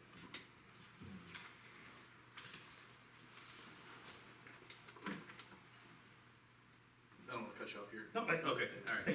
So now we have a couple of questions. What do you believe are the three primary statutory responsibilities of a township trustee under the Ohio Revised Code, and which do you believe requires the most time and oversight? Well, in our case, probably the fire district, even though it may or may not be over the trustee's actual responsibility. I mean, it should be that way, but that's obviously one, keeping the township residents safe and general good welfare, doing what you can for them. Being good stewards of the budget, planning ahead and doing right by them, and managing the assets, the roads, et cetera, all of the assets that the township owns and controls. On a three-member board, no single person has the authority to act alone. How do you plan to build a productive professional working relationship with the current trustees to ensure township business moves forward despite any personal or political differences? I've always operated that way. I feel like I maintained most integrity for my first 4 years and treated folks, all my peers, colleagues professionally, whether it's Marty, Justin, Ty, fiscal officers, Sherry, Laura, in fact, all of the employees in general. Treat them with integrity and realize the value for a three-person board. The township operates on a fixed levy structure and cannot simply raise revenues to match rising costs. How would you approach balancing service expectations with fiscal constraints? Be good stewards of the money. We saw it last year, we talked about, maybe trying to change the millage, trying to give back. I get it, there's a deadline, it's hard to meet, we couldn't do it, but that's the kind of thinking that we need to do, and, plan ahead. You take in tax money, do right by the residents, spend it wisely. It's one thing to have a rainy day fund, and save up for an asset down the road. It might be expensive, but we should also be making life best that we can for the residents on an ongoing basis. Inevitably, there'll be times when the board is not unanimous. If you find yourself in a minority of a 2-1 vote, how do you view your responsibility to support the board's final decision once you leave this room? And how would you explain the outcome to the residents who supported your position? I would not go out on Facebook. I would not berate my colleagues. It's a vote is a vote. There's a reason there's 3 trustees to begin with. And I mean, if you stick up for one thing and you have a view, that is what it is. Talk to the residents and tell them why you voted the way you did. And obviously, the 2 other will have their opinion. I'm sure. What does accountability look like for a trustee? The buck stops with the trustees, with all 3 of us. We're responsible as a group for every decision we make, including if you are a minority vote. If you do vote on something and you're the minority 1 or 2, or whether it's unanimous or 2-1, and you're on the winning side, it's the trustees are responsible for the vote. It's a party. In your view, what is the single most pressing concern facing our township residents today? And as a trustee, how would you prioritise taxpayers' resources to address it? Planning. Right now, being creative, thinking of ways to decrease the tax burden on the folks is probably the best thing we can do right now. And I think that's possible. We started down that road last year, and unfortunately, the timing came in from the county when it did, but it can be done next year. What would you approach differently if appointed again? And how would your prior experience improve effectiveness? I don't know, that's a good question. I don't know, I feel like when I served with you and Ty, or Marty and Ty, I treated you guys respectfully. I think we made decisions as a board. I don't think we discussed things out of bounds. I think that's what you should do. I think that's what's expected of any elected official, at least any trustee. That's all the questions we have.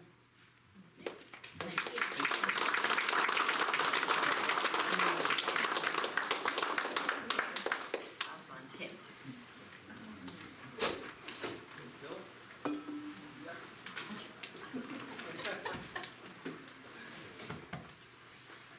Save the best for last. Oh, thank you. I appreciate that. You enjoyed my warm-up act, did you? Mr. Kasuf, thank you for applying. Appreciate having you here tonight. If you would like, you've got the floor for the next 3 to 5 minutes. Let us know who you are and why you, anyway. I didn't prepare any formal speech, but my wife and I have been members of this community for 8 years now.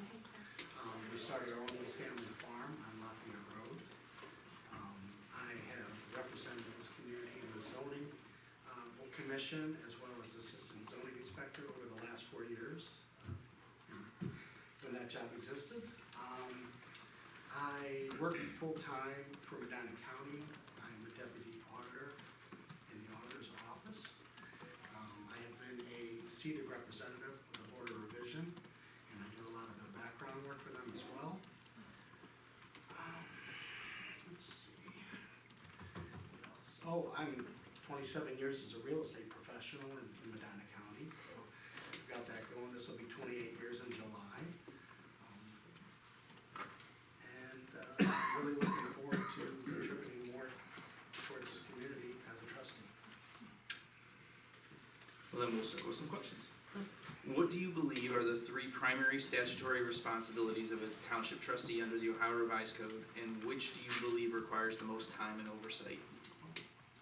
I didn't read the ORC for that section, but I imagine fiscal responsibility is probably paramount in that ORC for statutory responsibility.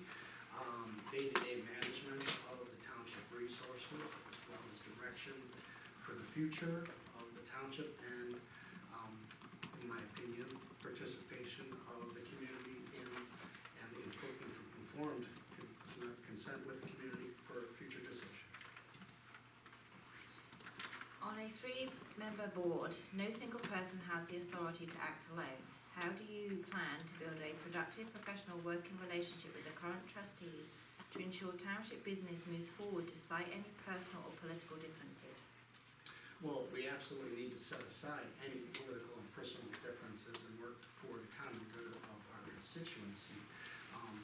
When Justin was elected as a trustee, I always thought a dissenting opinion against the other 2 trustees was a productive thing.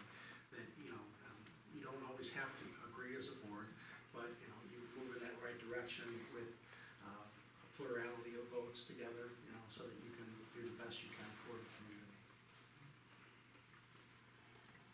The township operates on a fixed levy structure and cannot simply raise revenue to match rising costs. How would you approach balancing service expectations with fiscal constraints?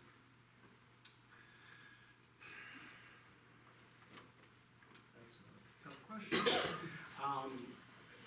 Transparency in our budget is everything. Pre-planning for the budget is important. And I realize that you can't change the millage of voted in levies. So you have to operate within those constraints, but maximize the efficiency of your money, and pre-planning is a big portion of that. In the metaphor, there's good times when the board is not unanimous. If you find yourself in a minority 2-to-1 vote, how do you view your responsibility to support the board's final decision once you leave this room?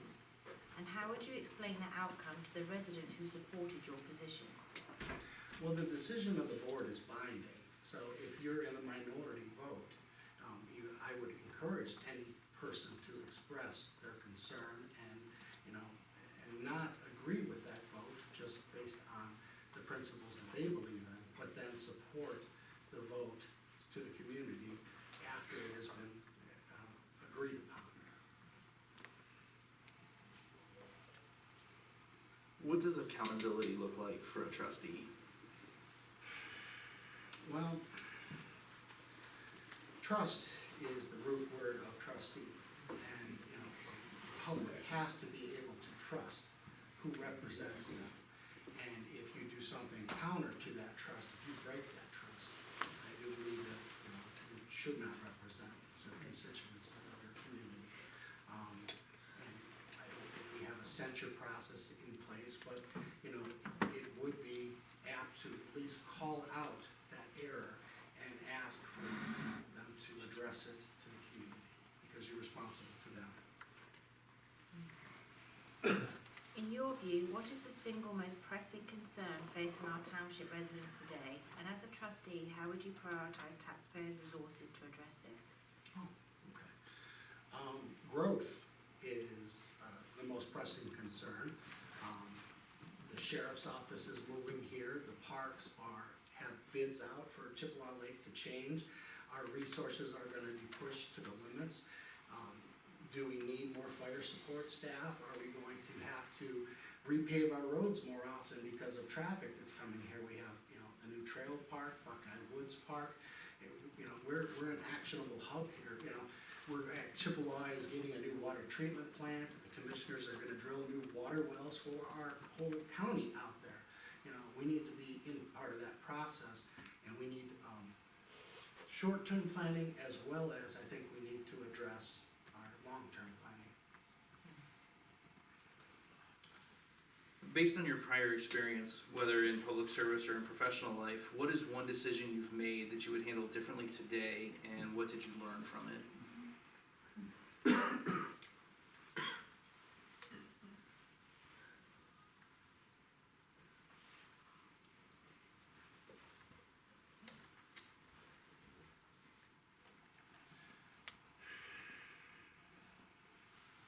me 1 second, that's, Is that right? you know, what decision I had made could you restate the question Yeah. again, please? Yep. Whether in public office or in your professional life, what is one decision you've made that you would handle differently today, and what did you learn from it? Okay. I'll be honest, I volunteered for the longest time, for a decade, with Habitat for Humanity. And I questioned that we were all volunteer, and when they put on an executive director, and I didn't agree with her platform and her procedures, I criticized her publicly.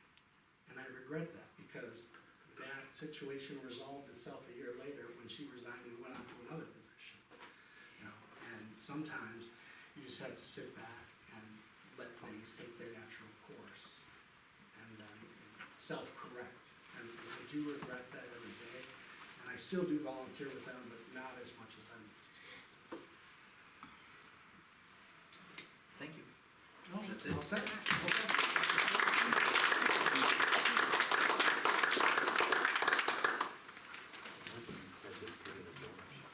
I would like to thank everybody that expressed interest.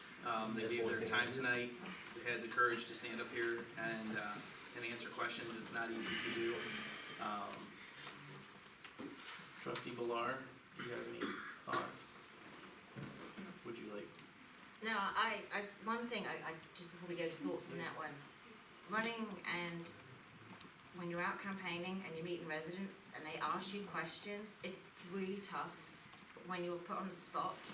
So tonight, seeing you guys up here and speaking about how you love the township and how you want to improve it, it is a very brave thing to come forward. And I really appreciate the fact that you were able to come out and talk to us. It's really nerve-wracking. I can tell you now, when you're kind of, you know, knocking on someone's door and wanting their vote. So tonight, you kind of got a little taste of what it's like when you campaign, whoever gets it. But I really appreciate you taking the time, everyone, to come out here and to participate in wanting to serve your residents. Do you want to go into executive session? I think it would probably be wise. I would make a motion that we enter executive session under Ohio Revised Code 121.22 G1 to consider the appointment of an elected official. I'll second. Roll call. Bella, yes? Roll yes. It is 8:54, and it's just Trustee Villar and myself.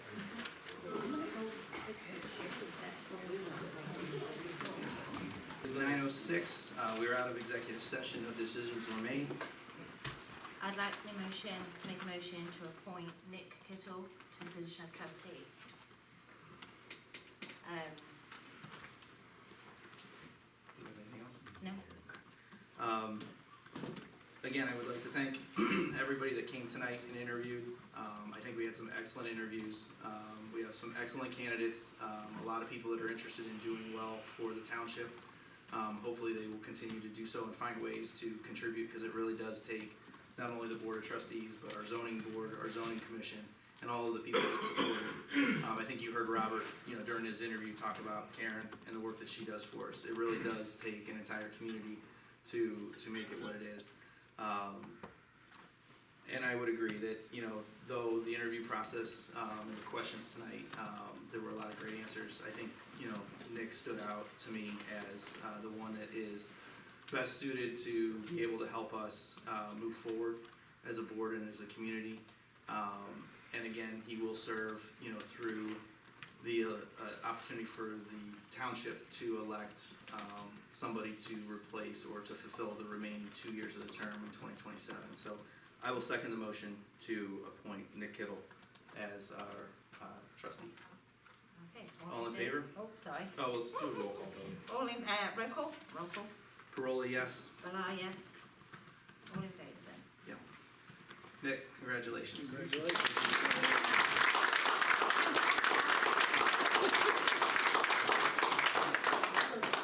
Thank you, everybody. Public comment, if you would like to. Oh, he's good. Oh, Mark's gonna beat you. I temporarily parked my underwear. I would like to say this, and if I'm here, I usually speak my mind whether you like it or not. I am so glad that this was an open, public interview.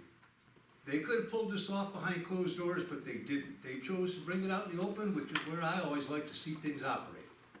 And I'll also say this, I am more impressed with Ty and Chris tonight than I have been in the last 4 years. If they would have been like that tonight, for the last 4 years, I would never have to bring my underwear in. Congratulations. And the other thing, and don't let me slight the others, Kasuf and the rest of you guys, people I've never met, never saw before, I am impressed. I am lucky to live in Lafayette Township. Amen. I think we all are. And I'm glad to see these people weren't turned aside. Carrie, if you invited Chris, my hat's off to you too. It takes guts to stand up and do something like that.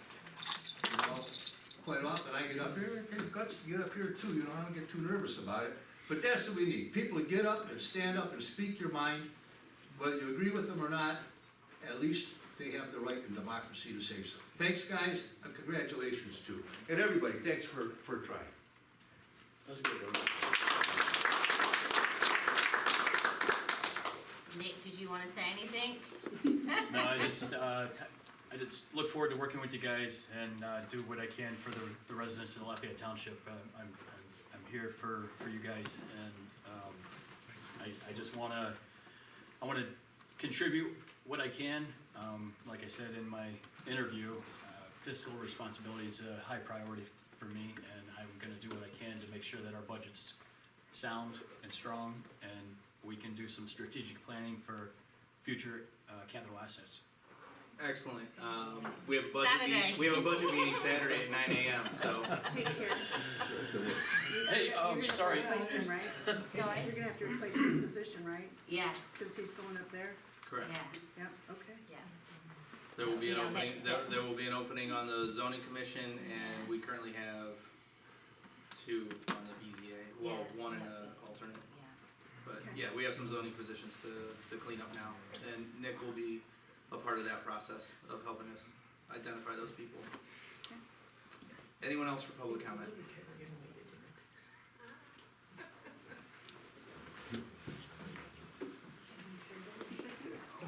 Oh, let it go. This is going up. Linda Collins, 129 Shady Slope. In our last meeting, dated February the 17th, I mentioned that the Lafayette Fire Department budget was not completed as of mid-February. The fiscal officer was kind enough to correct me, stating that the budget was confirmed in July of 2025, but was not finalized were the appropriations. This is my analogy of a budget without appropriations. It is like taking $1.1 million and placing it in a cigar box. And then when the warrants come due in January, we go to the cigar box, take the money out, and pay the bills. That goes on February, March, and so on until we get to October. Then we look in the box and we realize the money's dwindling. Hence, the board turns around and asks the taxpayers for more money. That's not being a good steward of the people's tax dollars. Example, when seeking the re-election of Marty Rocola, the last board told the taxpayers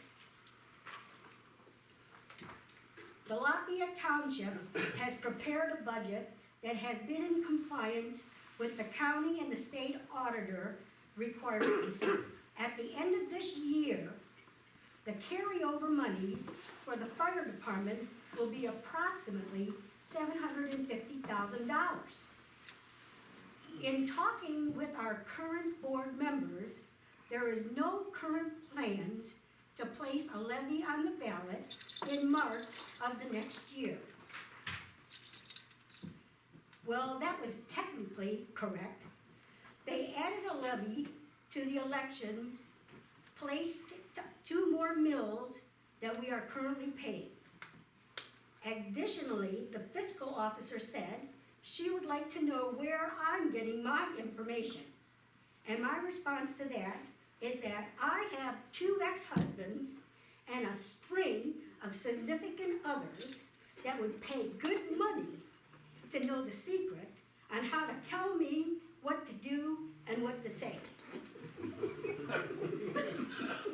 I get my information from attending the meetings, paying attention, and asking questions. Which, by the way, since the fiscal officer has held the position, I've attended more meetings than they have. Uh-oh, I'm looking for page 2. Now I have a question for the fiscal officer. I would like to know how you think the term insider information has to do with your conduct as an elected official of the township. Moving on.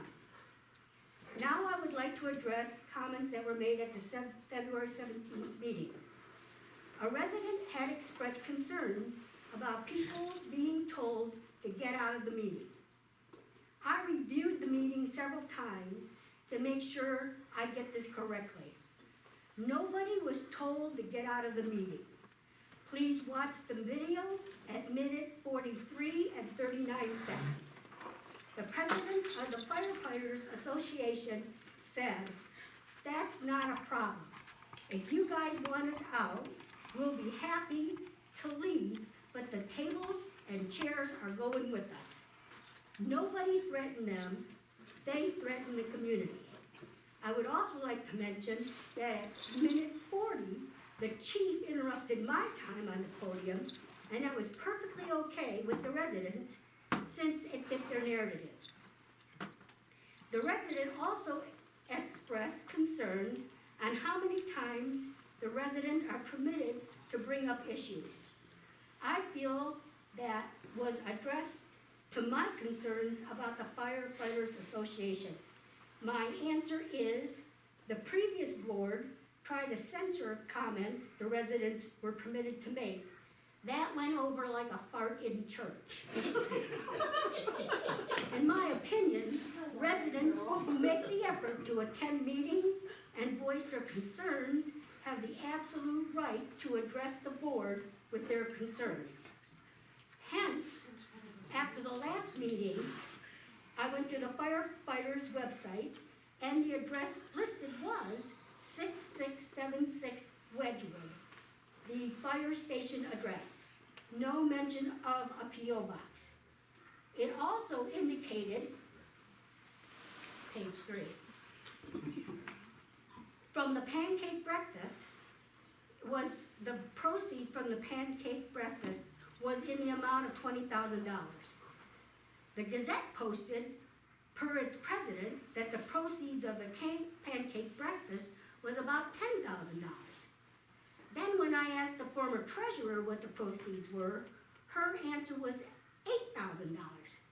And interestingly enough, I went in this morning to print out the association's website, and it had been taken down. All I'm asking for is transparency on what they're doing with the money collected in the name of the Lafayette Fire Department. I have never condoned not going to the pancake breakfast or to the night at the races. And I see that our voices are being heard. The website's being adjusted.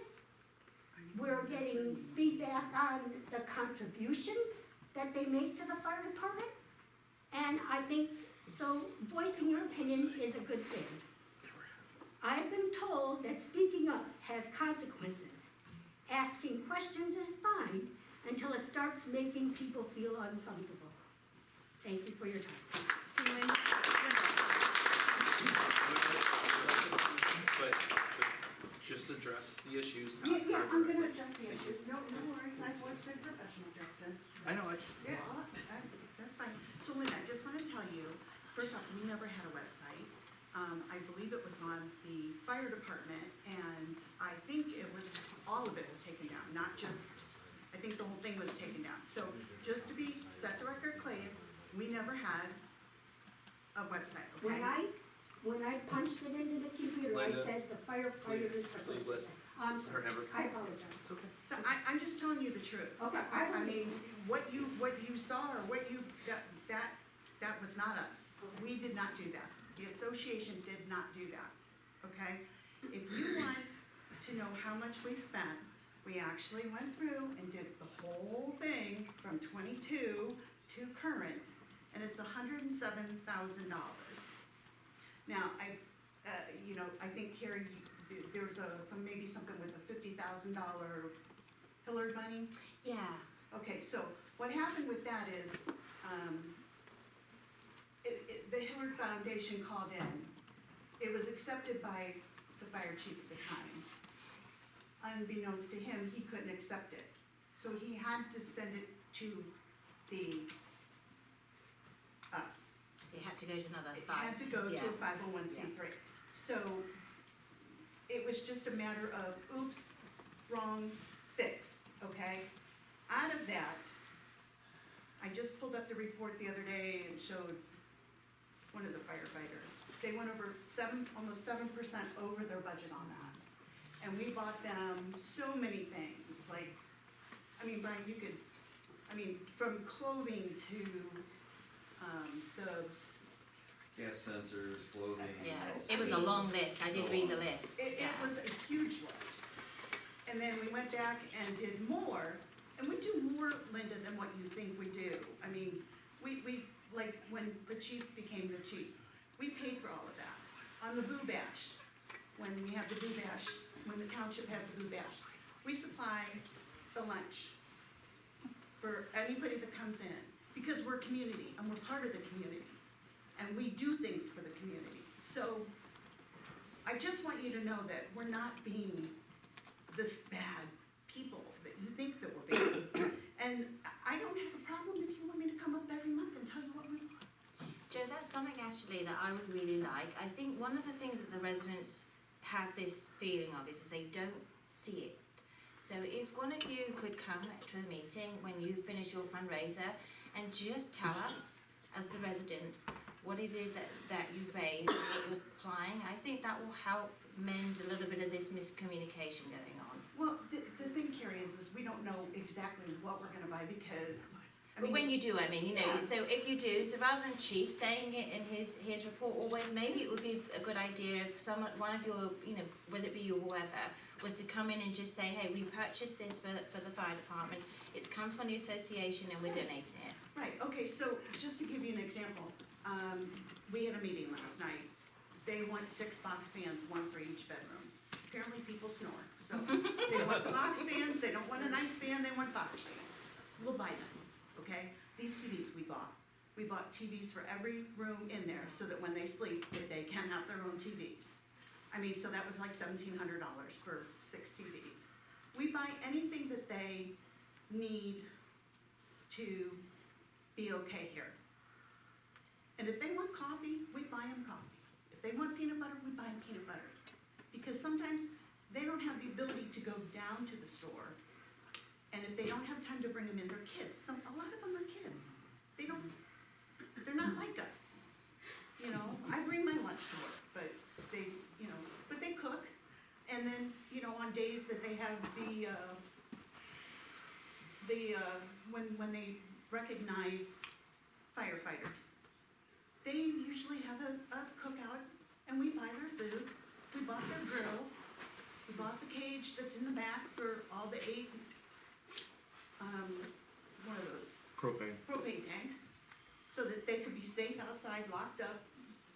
I mean, so we do a lot that I don't know why you guys think we're so bad, but we're not bad people. And if you want me to tell you what we buy, I will, I have no problem. Thank you, Joe. I think that will be a nice healing point for the residents and for you to actually express. Because the gratitude needs to be there from us as residents to see this and hear this. But why do I feel like you guys don't want us here? No, we do. Well, And I then do. why can't we have our meetings here? I mean, we've come here for 5 years. I'm not gonna go there, but No, just I think about it. understand that, yeah, I do Just think understand about your it. point on that. And the breakfast. And one thing I think residents might be a little misconstrued about is our fire department do an amazing job. They do. And they go out every day and they risk their lives, whether they're going into fire buildings, whether they're saving their lives because you've got a medical condition going on. One thing the association is doing is giving them a comfortable life while they're here. So when I toured the building with Chief a few weeks ago, and I got to see there was these beautiful little reclining chairs, and I was like, my God, they're so privileged people here. This is amazing. But when they're on their downtime and they've had a really hard shift, and they've probably seen some horrendous things, they get to come back here, and they get to have some comfort. And that's something I think sometimes we forget. So when the association are donating money to the fire department, that's one of the things that you don't see, because it's money coming in. It's not attached to the fire truck. I mean, Chief has got these amazing, what are they, iPads or something, which collects all the data now. And while they're rolling out, going out the building, firefighters and the ambulance crew watch EMT, they've seen all this information and they can catch it in real time and as they're rolling out to delay that time. That's what they bought. We bought those. You guys don't see that, so that's why, Joe, I would like it if you could come in and just tell the residents and update us. Yeah. I would appreciate that. Yeah, Thank you. we're here to support the community, the fire department, the people, everybody. We're here to support all of you guys, not just, you know, every penny goes to the fire department. We're here for everybody, so just know that, you guys, and hopefully we can end this, whatever it is. But And Joe, can you plug your dates? Tell us the dates again, remind us for the pancake breakfast, so we know. Well, the first Sunday is Easter, so the next 3. There you go. So, have come you out and guys support approved them. those? Because- Yes, we did. Yeah, tonight, yes. I just need Mr. Kyle to initial the ones that he NA'd. We're not gonna initial those, Justin, because they don't apply. First off, the one you want us to, the one. If they don't, you're just initialing that you're not doing them. Well, they don't apply. So why, I don't understand how we're supposed to initial something that doesn't apply to. What do you mean they don't apply? Well, first off, The first one says that this use is not for political campaigning or partisan activity. That's It- illegal, so it shouldn't be on there anyway, because it's not legal. That's an illegal, we can't do that. That's not legal for a 501c3 to do, so. But if I ask it's you to not- initial something that acknowledges that you're not gonna break the law in the facility, we absolutely have the right to do that. Plenty of places do that, there's all kinds of. It's not legal. I mean, so Okay, we're not gonna break the law. Then I guess maybe we are at an impasse on the pancake breakfast. And then you ask how we're gonna spend our money. No, where does it ask you how you're gonna spend your money? It dictates what we can spend it on and what we can't spend it on. No, it doesn't. What does it say? It says, this will not be, use will not include advocacy for or against any candidate, levy, bond issue, or ballot measure. This use does not imply township endorsement. It clearly doesn't. You know, the organization agrees to comply with all conditions imposed by the board. But what are your conditions? We don't know. What are your conditions?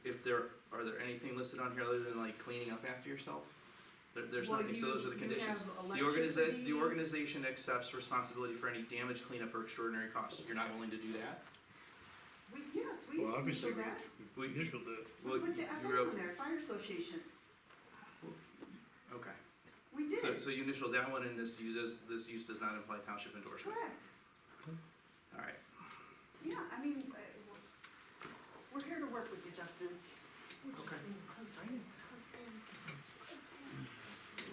The one thing that I would, real quick, Ty, No, and oh, yeah, then no, you're yeah. more than welcome, but I just wanna add one thing, because it was something that was brought up, and I do think it's important to clarify, because the Firefighters Association does do a lot, but everything isn't necessarily mission-critical equipment, which I think sometimes is the misconception too. They do a lot to provide the comforts that wouldn't necessarily be something that the board could justify spending tax dollars on. You know, Trustee Bilar mentioned the recliners, you know, so that I they have right, I you know, agree. the TVs, the extras that Ms. Fullerton mentioned with coffee and snacks and extras and the grill so that they can cook out and those kinds of things. So they do a lot for that. Now, I also don't want to downplay the concerns that people have about some additional transparency. I think there's some things that can be done across the board by everybody involved to increase the process or improve the process. And Chief and I have worked on it. It sounds like the Firefighters Association is willing to work on those things too, so hopefully we can move that forward, so thank you. Mr. Fullerton, if you'd like the floor.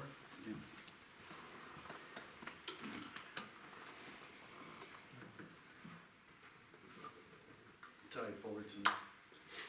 At the last meeting, Linda Collins referenced our family business, GBS Safety Supplies. It's a safety company. At that time, it was unclear what we're implying. Your statement was intended to suggest that GBS profited in any way from our family's volunteer service to the Lafayette Township Firefighters Association. That assertion is false. Our involvement with the Lafayette Township Fire Association has always been strictly volunteer-based, and neither we nor our business have received any financial benefit from that service. I want to be very clear that making or repeating inaccurate statements of this nature could expose the individual making them to personal liability. Should these statements continue, you may receive a formal preservation letter from our attorney that requiring that all related communications, notes, and records be retained. Is that funny, Renee Drake? Oh, absolutely. All right, guys. I thought so. You're not supposed to be talking. Renee. She's still interrupting. Renee. 4 years later, she still interrupts. Please stick to your comment, okay? I am addressing this now to ensure the record is accurate and to prevent any further misunderstanding. That was one. Number two, I had a question for Carrie. I had seen a post, I don't know, it was a long time ago, Carrie, but I'm sure we'll be together on this once I'm done. So I did a public record request on Huntington Bank. It was such a big deal. Oh my God, you know, we're losing all this money. Carrie had posted we lost 17,000 and some whatever. Have you looked at them now? The interest rates, Westfield versus Huntington, and those, I'm sure you have, right? The interest rates that Huntington Bank's giving us. You had made some comment months and months ago that we had lost money. So we've only been with Huntington, I say we as a township, because when I was a trustee, I was working for you guys. So for 9 months of having money in Westfield, we averaged over 4%. That's for every dollar, not 400,000, no interest. Yeah, that was their first offer. No, we didn't take the first offer, right? They're paying interest on every nickel. Huntington, through that same 9 months comparison, was at 2%, and now it's 1.30%. And Westfield is still at 3.82%. It's over double. Over double. We've made over $36,000 in interest in 9 months. I'd say pretty goddamn good decision. Almost think we ought to get rid of Huntington, but you know what? Competition's good, so we don't have a lot of money in Huntington right now, and that's good. But we still wanna keep them open, just to keep the competition going, so, but I just wanted to bring this up. Westfield was a good decision, and I'm glad you guys haven't changed anything yet, so. That's it.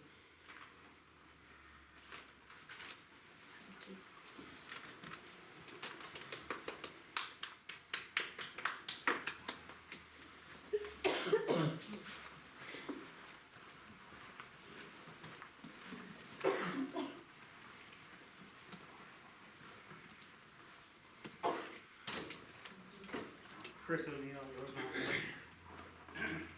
For almost 2 years, there's been an absolutely false narrative circulated throughout the community that Ty Fullerton and I were under criminal investigation. Can you speak up? For almost 2 years, there's been an absolutely false narrative circulated throughout the community that Ty Fullerton and I were under criminal investigation. It stemmed from a subpoena issued by the Ohio Ethics Commission dated April 15th, 2024. I have a copy of it right here. We can make copies of it if anybody wants it.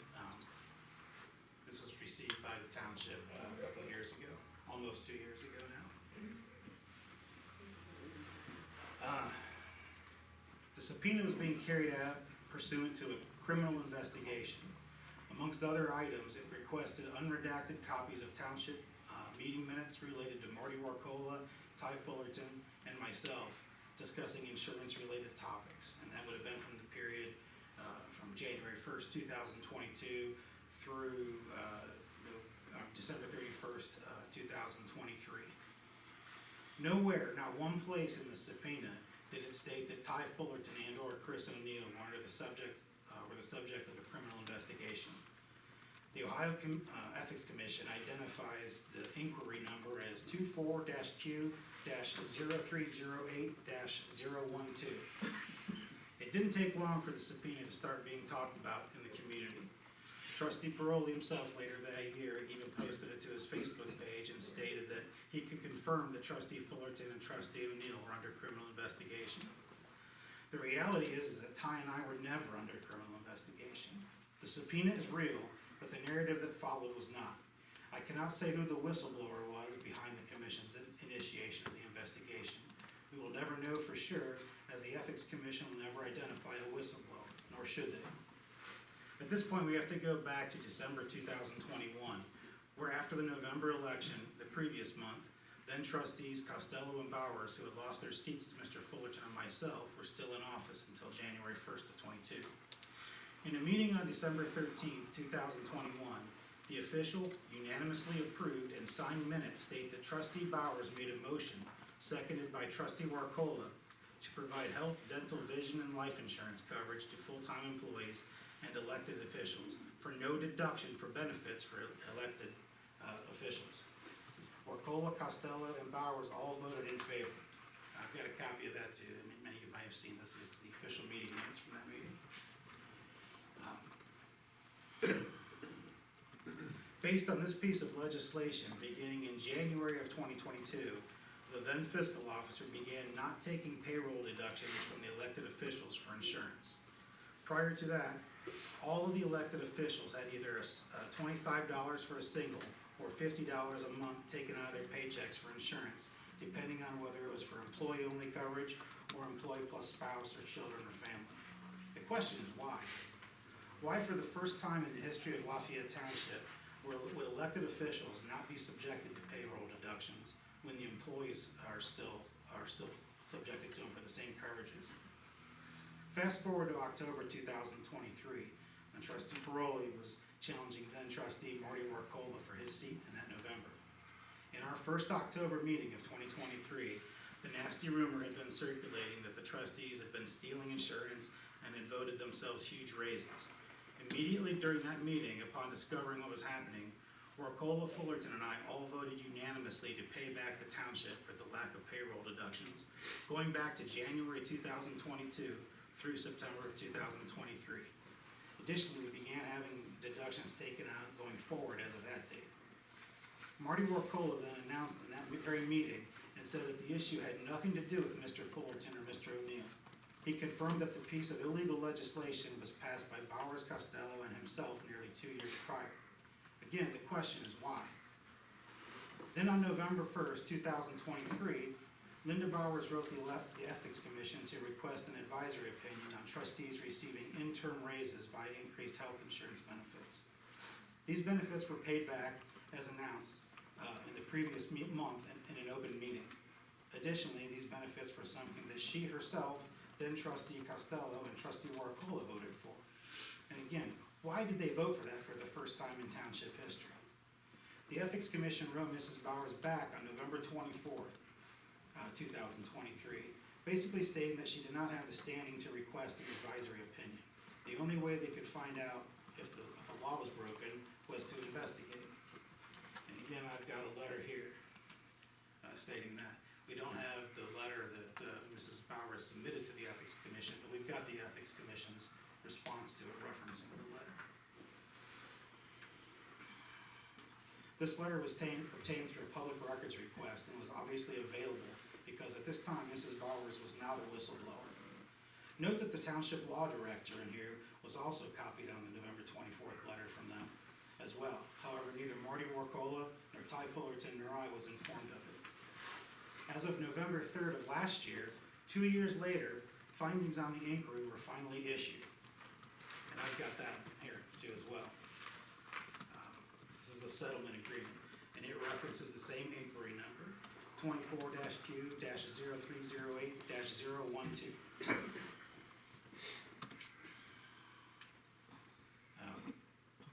The document shows that only Marty Warcola was reprimanded for the insurance issue because he voted for and accepted an interim increase. That vote was cast in December of 2021 before Ty and I took office. Ty Fullerton and Chris O'Neill were not mentioned at all for reprimand, nor were any votes or minutes during our term found to be the source of any wrongdoing. Special Investigator Philip Langston with the Ethics Commission has informed me that we were never under criminal investigation. And do you remember discussing this subpoena? I do remember discussing this subpoena, yes. So in the lobby, and when I asked in the building, in the lobby of this building, was that you? You said no, but I know who did. Do you remember? I don't remember telling you I knew who did. I don't know how I would know who did. That was the answer at the time. Do you remember talking about whether we should inform the public that we have the subpoena that night in executive session meeting, that same meeting? Yeah. And you said you thought we should because if the accusations were untrue, Ty and I could quote unquote spike the football. Right? Yeah. Yeah, you still posted on your Facebook page, but it was an investigation that nobody had any business talking about it. As of the last several weeks, even Mr. Costello himself is still saying that Ty and I are in a criminal investigation. As recently as October of last year, before the election, a member of the Republican Central Committee meeting allegedly yelled out that Ty and I were under a criminal investigation. Was this fair to Ty and me? No. To our families? No. Perhaps most importantly, was it fair to the residents of the township that formed opinions about Ty and me based on this crap? No. It might have been a means to a desired end for a group of people, but it certainly did not serve the public well. Do you want any of those included? I mean, it's up to you. I can submit them to you. It's up to you. If you would, I mean, since you wanted to present them to people, you're more than welcome. Can I make copies of Yeah, those? absolutely.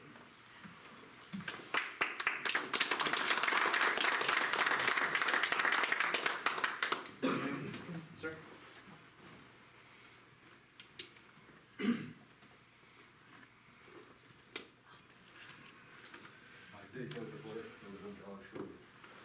A couple things. I'm sorry, I couldn't hear his name. Dave Burpickler, I live Okay. in Valley Road. Thank you. Couple things, just sitting back there waiting my turn to talk about something else popped in my mind. And Chief, if I speak out of turn, please let me know. But under Ohio Revised Code 505.10, a township can accept a gift.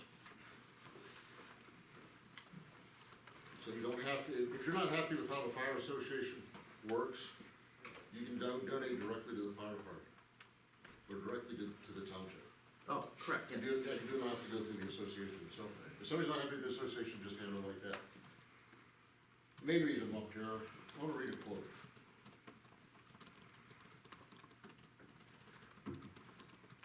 Most elected officials are simply interested in holding office and protecting their power, and not serving their communities. We have a chance to continue the process of building a local government that serves all Lafayette, and not just themselves, their friends, and the employees who live off your tax dollars. Pretty wise words, I like them. And I would challenge all three of our township trustees to live up to those words. And you can start by doing this. I don't know what the whole story is on the property tax. A couple meetings ago, it was mentioned that paperwork didn't get filed in time, or something changed the auditor, something didn't happen. Where are we at in that process today? So the two issues that we were talking about were reallocating of inside millage. So that needed to be filed earlier before the end of the year. That doesn't impact the taxpayers or our budget ultimately in any way, because all that does is we were trying to have more of the money go to the general fund versus the road and bridge. So that was more of a just giving us more flexibility. It impacts the residents because it's providing better services. Maybe. I mean, and I don't mean to be argumentative about it, but ultimately we should still be able to do all of the same things. We just lose a little bit of flexibility, and ultimately I don't think it's gonna have a huge impact. The one that makes a difference is we had discussed rolling back the police levy and only having it collect half of what it was supposed to collect. So we did not get the paperwork into the county auditor in time. By the time, and ultimately it wasn't even a dropping of the ball of the paperwork after the fact. The action that the board took was too late in the year. Even if we'd have notified the auditor's office the next day of the action of the board, we were already past their deadline to do that. So with another year left on the contract, it'll be something that this board will work on. We will be able to look at it and try to make a decision on how to either honor that same setup, maybe do more. We'll have to look at the budget for this year, but it would be something that would affect property taxes for '27. Right, but when do you have to have everything into the auditors to do that? Well, realistically, we should have it, we should have it in with the tax budget in July, is when it should be submitted. This is now March. Correct. So January and February. Yep. You guys have already changed the money you're personally receiving on the healthcare. You got that done real quick. We should be working on this too. And I'm not faulting you for what you did. I'm just saying for something for yourself, you did it really fast. Why can't this be done that fast? Because the tax rates for this year are already set, there's nothing we can do to impact them for here. I understand that, but having everything in time to be filed, Sure. It has to be filed in June, you should be working on it now. Well, we have our first budget meeting scheduled. That's what I'm asking. Yes. That's all I'm up here asking for. It will be is done. To make that a priority. Correct, yes, Okay? absolutely. Thank you. Real quick, I do want to clarify one thing too from your question last week, or last meeting. I focused on the fact that you know, just in full transparency, because I don't want to ever answer the question, you had asked about the healthcare reimbursement piece of things. And there were 3 healthcare reimbursements on that warrant list that we were talking about. Both for mine, for the entirety of my term, for trustee Villar, for when she took office in January. Those will continue. Fiscal Officer Ward also had reimbursement from July through November of last year when she took office until she started taking the township health insurance. So there were 3 reimbursements on that. No, I understand, and I appreciate the openness that you provided.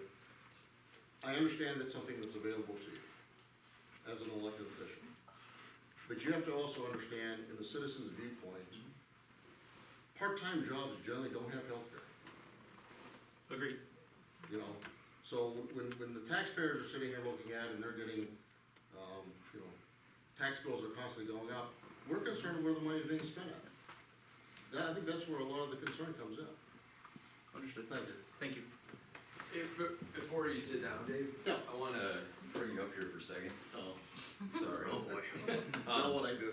So, I've Dave, the known- other day, I've- actually, this is a positive thing. Be honest, everybody here, I've known Brian for years. Yes, for many I'm years, sorry. but he's been with Medina Police for many years, but he, I wanted to just give you a challenge coin, bought with my own money, by the way. This is, for Dave, he, the other day, we had a tree down on Ballast Road. He has a really fancy Jeep, and he tied that tree up and got rid of it within minutes of I us couldn't get getting on home. scene, so, thank you.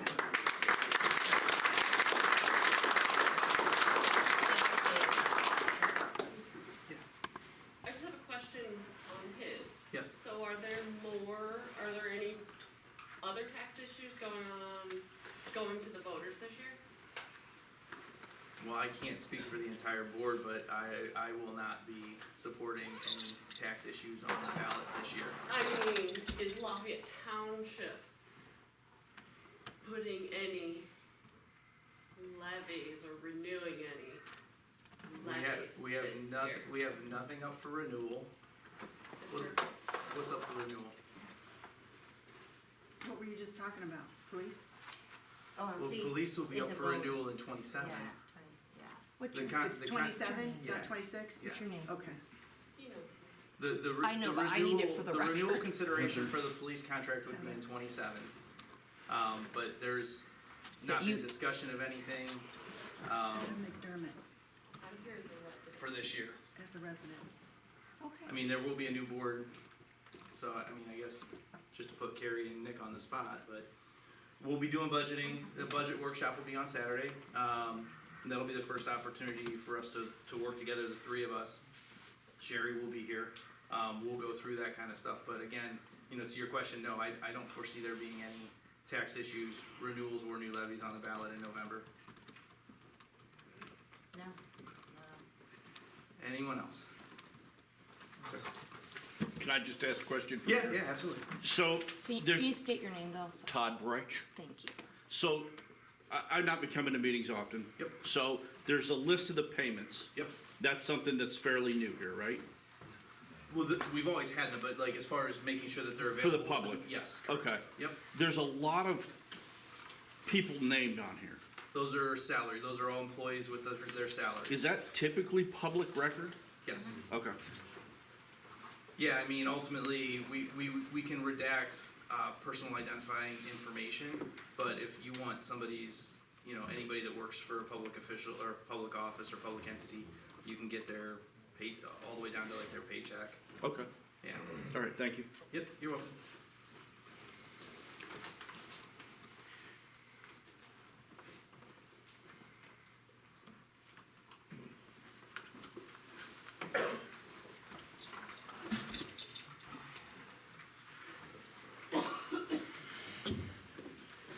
My name's Ron Spanaware, I live on Birchwood Drive, and my question for the trustees is, well, many of you may not know this or not, but I did talk with Carrie Villar, and I did tell her that my request will be coming in writing. I apologize because I had been very sick for last few weeks. But I just wanted to know from the trustees, have they heard anything from the Medina County Sheriff's Department or from Terry Grice himself? Or has he come by to collect any money for the 911 service that he supposedly renders us? We've not received a bill yet from them for dispatch fees, but I'm sure it will be coming. And will you make that will that be rendered public here?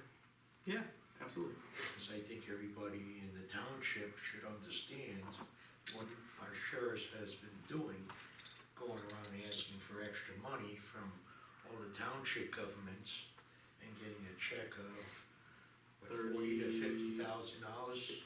Mid to high 30s. Yeah. If I'm not mistaken. Yeah, so we could talk about the little amounts, but the sheriff's department's been walking around asking for checks from all the townships. Because since we do not contract from them, for them, we pay additional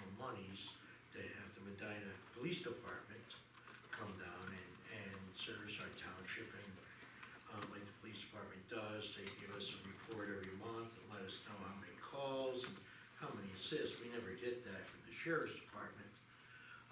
And anybody who's in business here knows you all pay a 911 fee on your telephone bills. Every one of us does. And the state collects that money from everybody. And apparently, for the sheriff's department to get calls and refer the calls over to Medina Police Department, apparently, he's asking for money. And I know that the old township trustees never paid it, because he said, I'm sorry, you get paid to do that, that's your job. If we didn't hire the Medina PD, the sheriff's department would have to bring their butts back down here again and service us like Medina does, alrighty, but they don't do so. So they're getting away with not having to send extra cars and all this other stuff, so they save on a lot of the field work, which is actually, if anybody's been in business, field work is your most costly expense. But he has the nerve to come around and strong arm our township trustees looking for a check for $40,000 to $50,000 a year. No, I don't. So Ron, Please. And I think that's just bull dinky. And that's just me. Ron, I did actually ask the question after you came to me about it. So, our sheriff's department dispatches for our fire department. So when the calls come in, it goes through to the sheriff's department. That the fee you're talking about though is because although in our mobile phone side we pay a small fee, that only covers a percentage of certain things. The other fee, the sheriffs say, comes from their equipment and personnel. Hence why and that's for the dispatches for our fire department. That's why this fee comes in sometimes. All for the equipment and the personnel that our county tax dollars pay for. But that's their reasoning behind why that fee comes in. Oh, really? The county found a way to put, it's not just Lafayette Township that pays it. Everyone. And the county found a way to shift an expense. Oh, I that know they it's could not our generate. township, but just to say, for many years, up until recently, Well, up until the last few years, we never paid it. we got away with not paying it. We got away with it, cause they didn't send a collector in here, Well, we couldn't get the money. because originally the county didn't charge the fee under former sheriffs. And then the fee got brought in. When Terry Grice became I sheriff. think it predates Terry Grice with the fee, but Challenge him. But that's neither here nor there. Eventually it got to the point where the sheriff's department said, either pay it or we're just not gonna dispatch your EMS. So, So they're not gonna dispatch 911? correct. Oh, really? So we write the check. So somebody here did contact the state for that, right? And tell them that our sheriff's department says they won't dispatch 911 calls coming from our township unless It's a we county give them service. $40,000 to $50,000. It's the county that does it, it's a county service. You But I guys do wanna- didn't look into it yet. We can certainly take a look at it. I was adamantly opposed to it even before becoming a trustee, but you only have, there's taking a principled stand and there's putting your residents at risk. And our legal counsel, who's also their legal counsel, so, The same legal. well, for the county. Yeah. But the one thing I do wanna clarify, and I don't know if it was just me speaking, but if we did not have the contract with the city of Medina, we would get base coverage from the sheriff's department. It would not come remotely close to the service that the or that the city Oh, I provides agree us. with you. Oh, no, When- I'm 1000% agree When with the you. contract came up the last time, the board, which I wasn't a part of at the time, but the board gave both the city and the sheriff's department an opportunity to, provide a proposal of what they could provide us for the $400,000. And the sheriff's department's proposal was about 70% of the coverage that we currently get from the city. So, Isn't it funny that only after we contracted Medina PD, that all of a sudden now the sheriff's office comes around asking for money? That's my time. I'm not sure that's 100% accurate, but. Really, I was alive then and living here, so were you.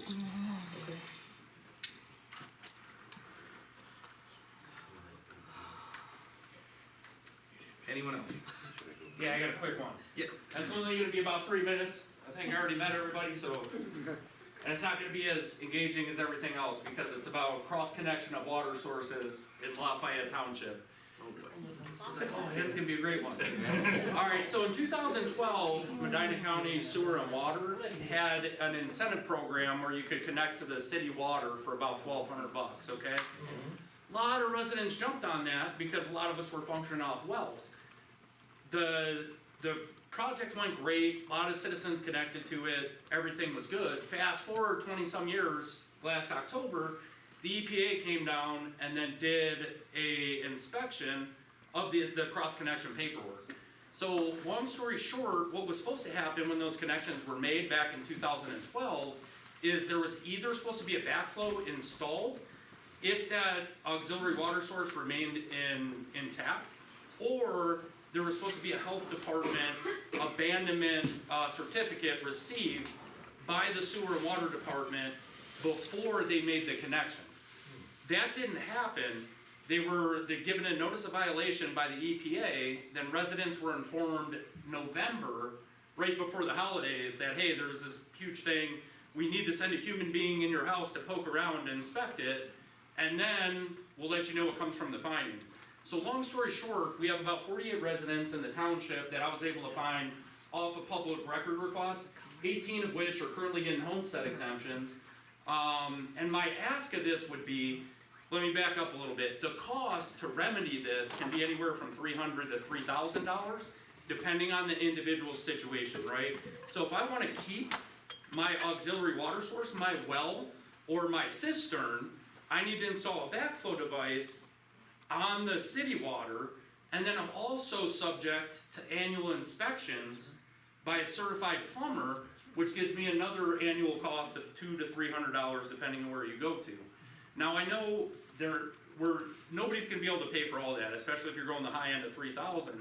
What I would like to ask as a township, either as trustees, that we take that to the county and ask them to waive at least the permit fees for those permits that are needed to remedy the situation that was created several decades ago. I know a lot of those folks have left office, but specifically with sewer and water being self-funded, I don't know if they can pick up the cost, or if the health department can simply say, hey, if you're on this list, you don't have to pay for this permit or certificate.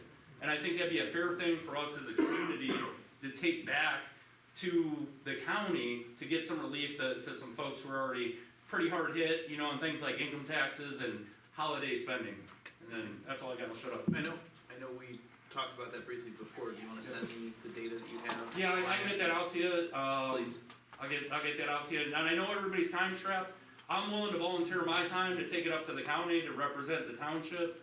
But I mean, entirely up to you. I just think we need to do something. Agreed. To say, hey, you know, but anyways, I'll shut up. But I promised myself I'd be out of here by 10.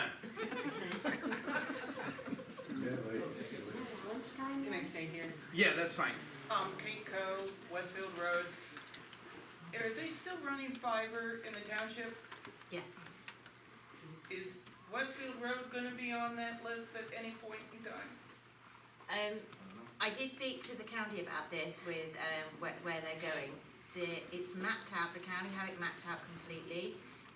Specific to your road, you're on it, I don't know when, but you will find it's coming in the summer. So one of the things you're gonna start seeing, I know that, I think Kupak had theirs, or is currently having it installed. It's hitting our township, so by the end of the summer, our township should be done. So you will receive it. The county has information on their website. It doesn't have on the website, no, and unfortunately, what they don't want you to do is call them all the time. So what the service department I've been working on is looking at when these permits are pulled, when roughly they're going in, and on the website. It's already on the website. Yeah, I had and it will listed on there to It'll try and be help you. under, so if you go under, like current news, it's on there, and it should be under service, but it'll be under latest news for sure, Frontier update.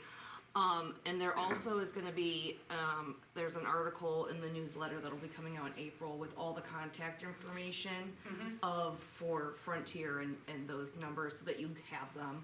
Okay. Yeah, so make sure you save your newsletter, especially on the back too, because it has all of their contact information on it as well, the trustees and the zoning and everybody.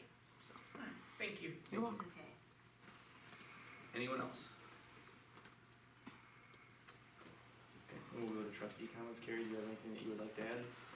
I think I'd just like to reiterate again tonight, I really thank everyone who came forward and stepped up to serve. It's really important that we do band together as a community more than ever now, and I appreciate your willingness to step in to support us. And it was really nice to hear everyone's views, why they want to serve, and I really appreciate the fact you chose to step up for us.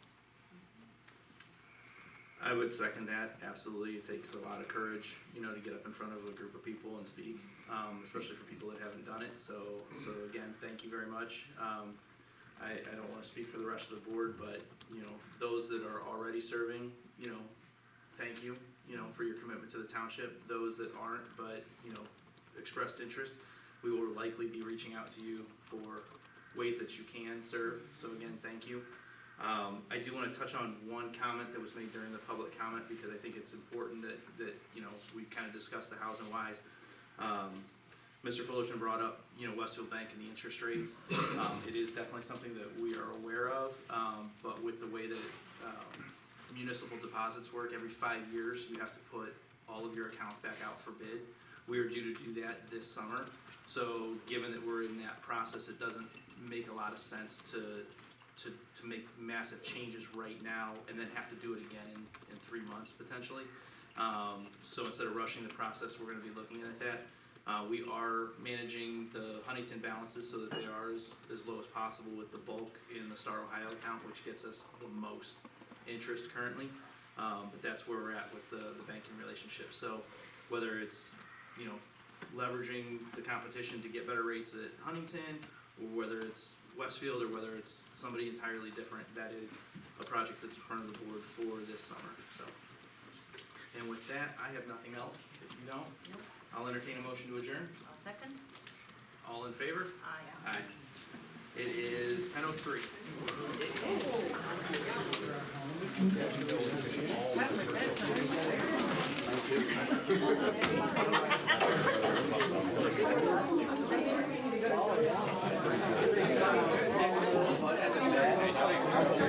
Congratulations.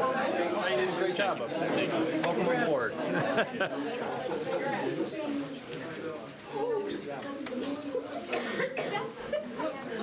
Tomorrow I'll start getting you all set up. I'll contact Tommy. I'll, Email, phone. yeah, it makes me wonder if I actually back in. We lost Joe Brady. We lost him.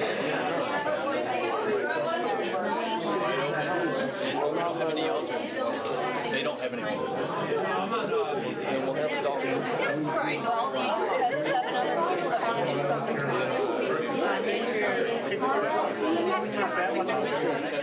Well, now there'll be some adults. I'm glad you have a decent one.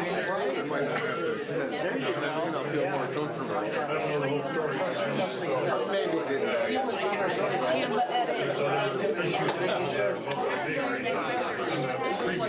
Tom Wilson. Do you have